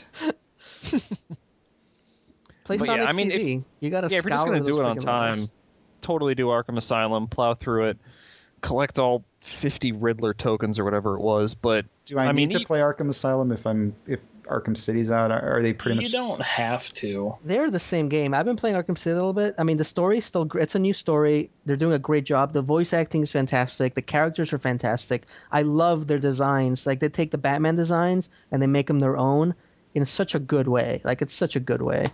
And but they play almost the same. I mean, you get around the city kind of crazy. You're flying around in your cape and stuff, and you're grapnelling everything, and it's kind of rad. So it's a little different than the close environments of Arkham Asylum, but overall, it's pretty much the same game. Okay. Yeah. And evidently, all of you all play every game that ever comes out, so you probably don't even have piles of shame. Oh, I do. Oh, I have a fantastic ginormous one in mind. Usually it's like some Korean MMO that I've only put 300 hours into this Korean MMO. It's in my pile of shame. I'm going to blow everybody's mind with mine. I do actually have some games like that where it's like I've only put 150 hours into this. Oh my god. It's a true story. Like, from here, looking over at my shelves, and this is just small stuff that I don't have in storage. That's actually in my living space right now. I haven't played We Sin and Punishment 2, which I flipped out over, and I bought it day one for ridiculous amounts, even though I'm sure it was $5 in a day because nobody buys these games. I haven't even touched it. I haven't played, what else is there? I haven't played Burnout Paradise, which I was crazy for, and I actually just never played it. I haven't played Grand Theft Auto 4, so fuck you. I need to play Grand Theft Auto 4 before 5 comes out. I do. And all the expansions. I actually still haven't beaten it, but I have played through almost the entire game. I've played through about 20 hours of Grand Theft Auto. Yeah, I got pretty far, but I just go like Ozzy. I couldn't do it anymore. I was tired of it. Really? Let's go to the strip club. I did turn it on. I turned it on, and the very first thing you do is you have to drive your cousin home, and I was just crashing into everything. I was like, what happened to the driving? Because the games drive a very specific way. It's a super arcadey, like power braking around corners. You know what I mean? Like, it's crazy. Yeah, GTA 4 doesn't. And GTA 4 has like weight to the cars, and once they're going fast, you can't really just stop on a dime. I was very confused by that. I mean, I think the thing that really distracted me with 4 is because people will send you text messages to go do stupid shit, and if you don't respond, they will get angry at you. That's a dating sim. Oh my god. Yeah, that's the worst. It's like your cousin will text you up. I mean, like I was saying, and be like, "Hey, let's go to the strip club" or something like that. And if you don't go, like he gets mad, and he's you like, lose "Cousin, points why with did him. you not want to go look at the boobies You with are me?" dead to me, cousin. And that's just the fucking worst, because it's like, oh, I don't want to do this side mission. Oh, the NPCs actually get mad at me and will not give you further missions later on until you butter them back up. And it's like, oh my god, you guys are dicks. Son of a bitch. Yes. But other than that, I mean, I didn't think GTA 4 was bad. It was just, it's definitely going for the more realism angle, which I think might be why it's not nearly as much fun as Saints of Row, which is fantastic. Whoa. Saints of Row. Saints of This Row. is the Korean pronunciation. It's the Saints of Row. Use a full title, please. You got the Japanese import, I see. Get bonus. Saints of Row. But yeah. Both Saints Rows, I'm looking heavily forward to the third one, because man, those first 2 were great. Do they have really? I know Saints Row 2. I haven't played it, but it has a really deep character customization. They both do. Both the first and the second. Mm-hmm. Yeah. I know some people who are into horrible things. And they make their own characters for that. And they have it's almost like a Second Life type of level of character creation. I was kind of blown away. You can actually already create a character in Saints Row now. For the third one. Yeah, for the third one. It's on their website, and it'll automatically. You can import anyone's character off the website, actually. Yeah, and you can get it on Xbox Live. There's a little advertisement for there, and it's talking. I think it's the initiation station, and then you make your character and go. The thing that did kind of annoy me about Part 2, which they'll probably do with the third one, is that they came up like Mass Effect 2 did, which is where they come up with an explanation for you to possibly remake the way your character looks, even though it's supposed to be the same person. But they didn't let you import your look from the first game. And I think the creation might have been slightly different, because I had this amazing albino pimp in the first game who just looked absolutely ridiculous. And they didn't let you import, so I had to try and create him from scratch again, and I could never get it quite right, which just bugged the crap out of me. But they had a good reason for that from the first to the second. I mean, it wasn't like it just happened to be as soon as you turn on the second one. Oh yeah, this happened. But it was at the very end. I mean, it definitely followed and it worked. It was just sort of like, but I would like to be able to recreate or to just copy paste. But whatever. Not exactly the biggest deal in the world, but it was sort of like, I wish they had that.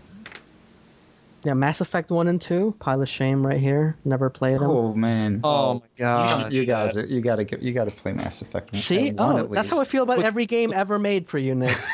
when Nick is telling you, this should say something to you. I mean, they're not that long, right? They don't go on forever. They can be long if you read everything like I do. I mean, I do. There is a veritable encyclopedia of alien races and customs and things. It's very detailed. God bless whoever wrote all that.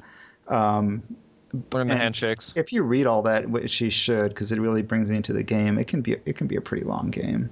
And if you play it, as a bad guy and then as a good guy, so to speak, you play it through twice every time. Well, I'll play through as FemShep for sure. That's already been guaranteed from before I've ever played this game.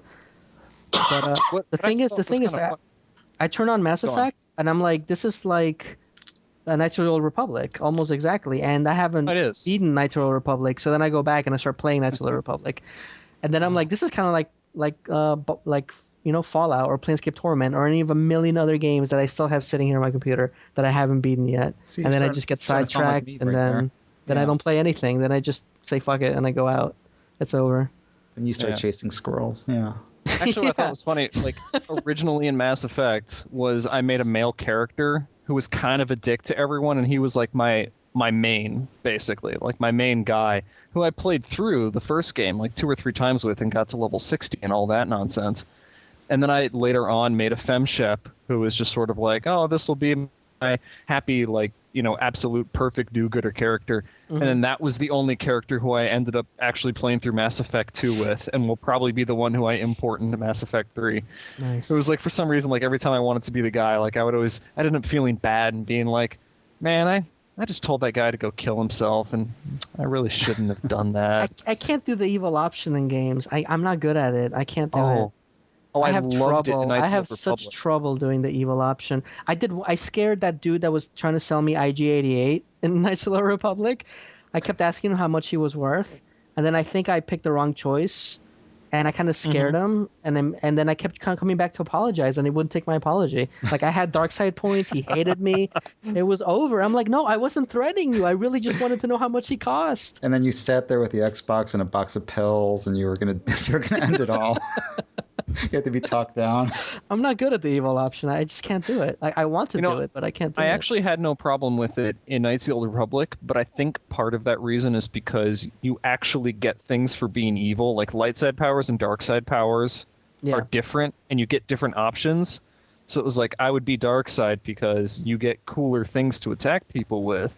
And I think that made it a lot easier for me to just slip completely into dark side. But in Mass Effect, there's no difference. It's just you're either a dick to people or you're nice to them. I mean, certain conversations branch out depending on if you're like full, Paragon, and then full Renegade.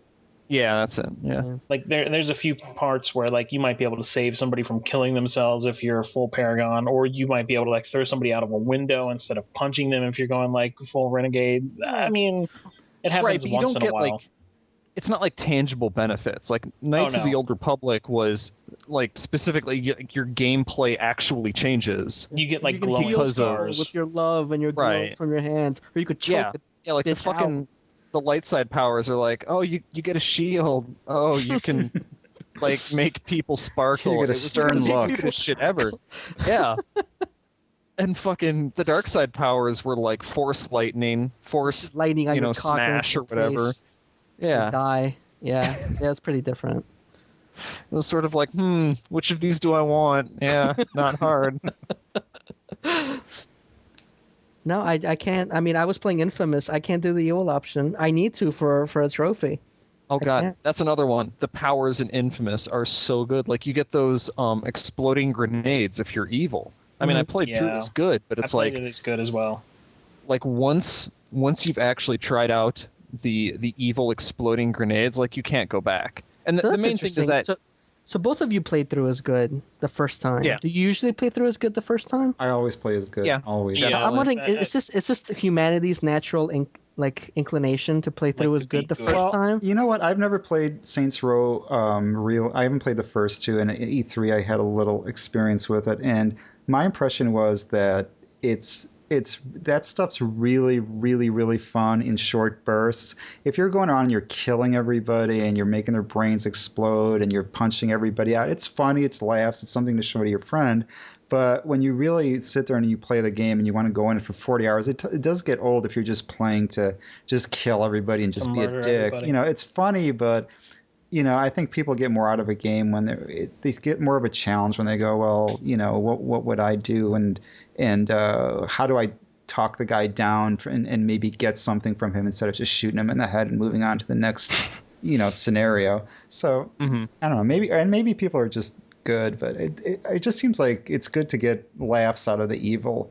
But I just beat things on good, and then I go to YouTube and I see like Shepard punching out the reporter, and I go, okay, I could have done that. Now, I play as good, but I still made sure that I punched out the reporter. So, I mean, I generally... Well, you hate women, though.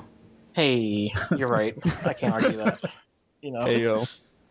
I mean, sometimes, like, in Coder, I think they actually took a lot of the consequences of the actions, like, to a really good extent that they often don't. Like if you play as Darkseid in Coder, I mean, I think, I eventually got kicked off a planet.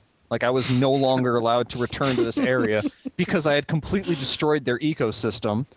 Fair enough. Right near the end of the game, like if you're playing as evil, you basically reach a point where you make a decision and your party members, like your light side party members, will go, we cannot abide by this. We will not follow you any further. And your party actually breaks out in combat and fights each other. And then along with that was the Wookiee. I can't remember his name. It was the Wookiee and the like with the Twi'lek. Twi'leki girl. Yeah. Right. Like they've got a life bond with each other.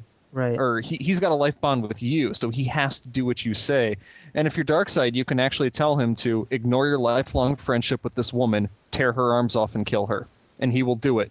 And he is Wow. the saddest Wookiee ever for doing it. That's what But happens. they actually like give you, those consequences, which, like Chuck said, I mean, you get minor stuff with Mass Effect too, but it's usually not stuff that actually affects your party. Like your party members will not openly rebel against you. You're usually not blocked from stuff if you're a dick to people. You're usually just like, oh, hey, you're an asshole. You killed an extra guy. Life goes on. Yeah, I'm waiting for a game. Dragon Age got my hopes up, the original one, Origins, because the good and evil just felt more substantial to me there, and your party members would snub you, but mainly they would just talk to you in a certain fashion if they didn't like you. And I was hoping with Dragon Age 2 they would explore that more, and then they totally ruined Dragon Age for me. They just made it. It's just like you had the good option, the bad option, and the sensible option, and it didn't really seem to affect it as much, even as in the first game. So there was just like a step backwards there. But I know Peter Molyneux's never going to make one. Peter Molyneux. He always promises it's going to crap. be revolutionary. But you can see the wrinkles on his face and every scar from every attack. Get the hell out of here. You never get anything that he talks about. Biscuit. Yeah, this is like the game that he promises every year. I just wish somebody would make it somewhere. And if it were a Dragon Age game, that would be even better, because I was really into the first one. And if they would just kill the people that made the second one, or at least fire them out. No, just fire them out. I'm not calling for their deaths. That's I'm pretty playing bad. the second one now, sort of. Shit. Playing it because I got it from GameFly for like $10. Mm-hmm. That seemed like the right price to pay for that. So I'm a little bit into it, but you're right. It's a completely different game. It's a different game. Yeah, and I don't mind like it. It's kind of like Phantasy Star, where you can just kind of time your attacks and go with it. So, I mean, some people might like that, but I can understand people who play Dragon Age on the computer who liked that particular experience, because I played it on both. And it's more planning on the computer as opposed to the dumbed down, I guess you could say, for the console. I beat it through on both, but I liked it better on the computer. But the PC one, even for 2, it's just like attack. Okay, I'm gonna hit X and throw like a Winter's Grasp at somebody, and it's dumbed down.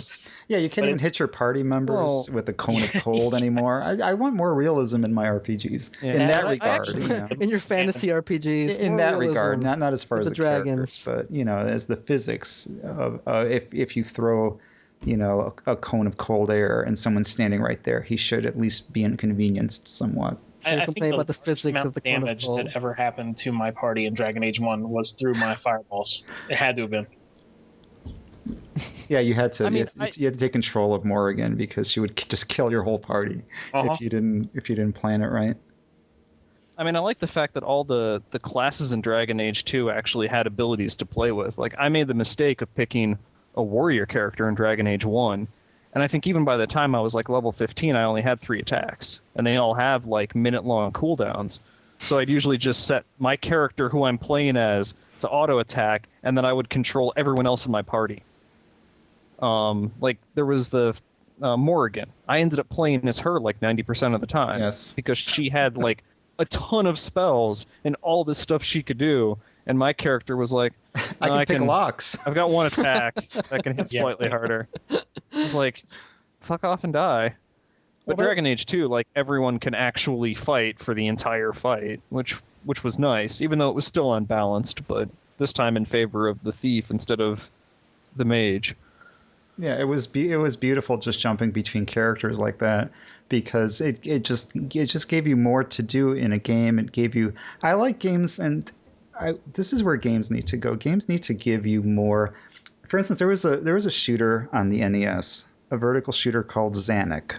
I don't know if any of you have played it, but I know of it, but I haven't played it. The thing about Xanic was that you had 8, 0 through 7. You had 8 different types of weapons.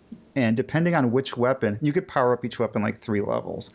Depending on which weapon you would grab, let's say you grab number 2, number 4, right away the whole game would change. The enemies would change. So one game, like the number 2 one, was a bomb. You would shoot straight out, and then it would explode, and it would turn the enemies into something. And like the number 7 weapon was like a spread weapon where you could sweep back and forth across the screen. So depending on which weapon you would get, it would change the whole dynamic of the game. So it was almost like a randomized dungeon kind of thing where every time you went in, you said, "Oh, well, I'm going to play it this way. I'm going to do it this way." And it felt like you had multiple games in one. And I think the more we start to see things on rails or where they're taking away options like they did with Dragon Age, it just worries me because it's, you really want to make your own experience and just get a lot of options and not just be led through. Maybe like the Metal Gear games kind of lead you through and, this demented story that someone came up with. I think you lose some of the gameplay. Even Athena, the game Athena on the NES. Oh, we almost didn't get that in there. Thank you. Waiting for it. You would grab the arrow, the red arrow, and it would totally change the game for you. You would, Wow. This is where games need to go. We need to be more like Zanuck and Athena. Then I would play more games. And on that note, I think next week we've got Saints Row's coming out and GTA 5 was announced, so we're going to get back together, I think, and talk more about those open world games and what effect they've had. And then Automedius, I'm probably going to play this week. Automedius Excellence, so I'm probably going to want to talk about. Do you have it in your hand?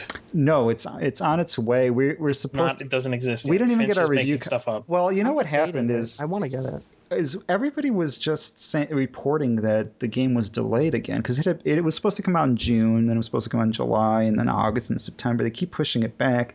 And then Joystick and Kotaku and whatever were reporting that, it's been pushed back again to November 8th.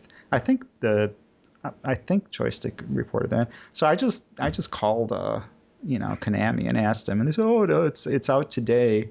And it turns out it was out today, so we should. It's just sent out late, but some stores had it when they were supposed to have it. It was just the place where I got Metal Gear early didn't have it. Let's put it that way. They would not tell me though why it's repeatedly delayed. I don't know. Supposedly Microsoft has certain standards, like they want you to run like a certain number of copies, and they didn't feel like they could sell that many. I don't know. I've heard all kinds of different rumors, but I don't know why. I don't feel like they can sell that many either. Whatever number that number is, I don't even have to hear it. but Finch actually has it. Finch already has it. Well, is Automedius like okay, I didn't really understand this from looking at the pictures, just really quick. But so is this one of those Japanese type of games where you have an inanimate object that is actually a girl in the game? So you have like the Big Viper, which is normally just a machine, but in this game it would be like the girl who dresses up like the Big Viper or something like that. It's a real. She doesn't person. fly around and shoot things. I believe they can separate from the vehicles. I don't think that they're half girl, half machine. But you are part of, you're flying around, you are a girl, and you're inside some metal thing that's flying. That's all I needed to know. And I think the hitbox is, as I recall, because I played this for a while, but as I recall, the hitbox is just that little part of the ship. So it's not like she can get shot in the head or anything. Okay. So it's pretty much Gradius. It starts in that legendary traditional Gradius style where there's one row of enemies comes at the bottom and you kill them all and you get the little power up to the top and so I'm looking forward to it. But it is from what I heard from Finch is that you can in the character select screen where you can select each character, you can also poke their boobs and they react in different ways. Disturbing because I think they're like 13 or 14 in the game. So this is pretty much bot at this point, I think. You just sold Mizo even harder on this. Yeah, and the collector's edition comes with the pillowcase. With you can on one side you can rest your weary head and in between the bosoms of one girl, and on the other side you have like 2 or 3 girls standing around, so you get the whole body there. I don't think that's for your head then. Yeah, you can drool or whatever strategically on the pillowcase. Like extra stuff is cool, but like pillowcase, who? What? Why? Why? What did it came out with something else in Japan. It came out with like a table or a chair or something. Oh, I thought you were going to tell me it came with one of those little mouse pads that has the boobs for the wrist support. I would be all about the little mouse pads with the boobs. Compared to a pillowcase, that is so much better. Death Smiles came with a faceplate for the 360, which... What about that's what's on my 360 right now. Is I have that pillow. mine right now. I have the slim, so it doesn't fit. So if anybody wants that. Yours is too slim for the... Okay, never mind. Yeah, whatever. That could have gone somewhere, but then it didn't, and I'm glad. It's too late. It's like 10:20. It's not thick enough, you guys. Okay, now I'm hungry, so we need to wrap this up. Yeah, we are talking about dicks, and now you get hungry.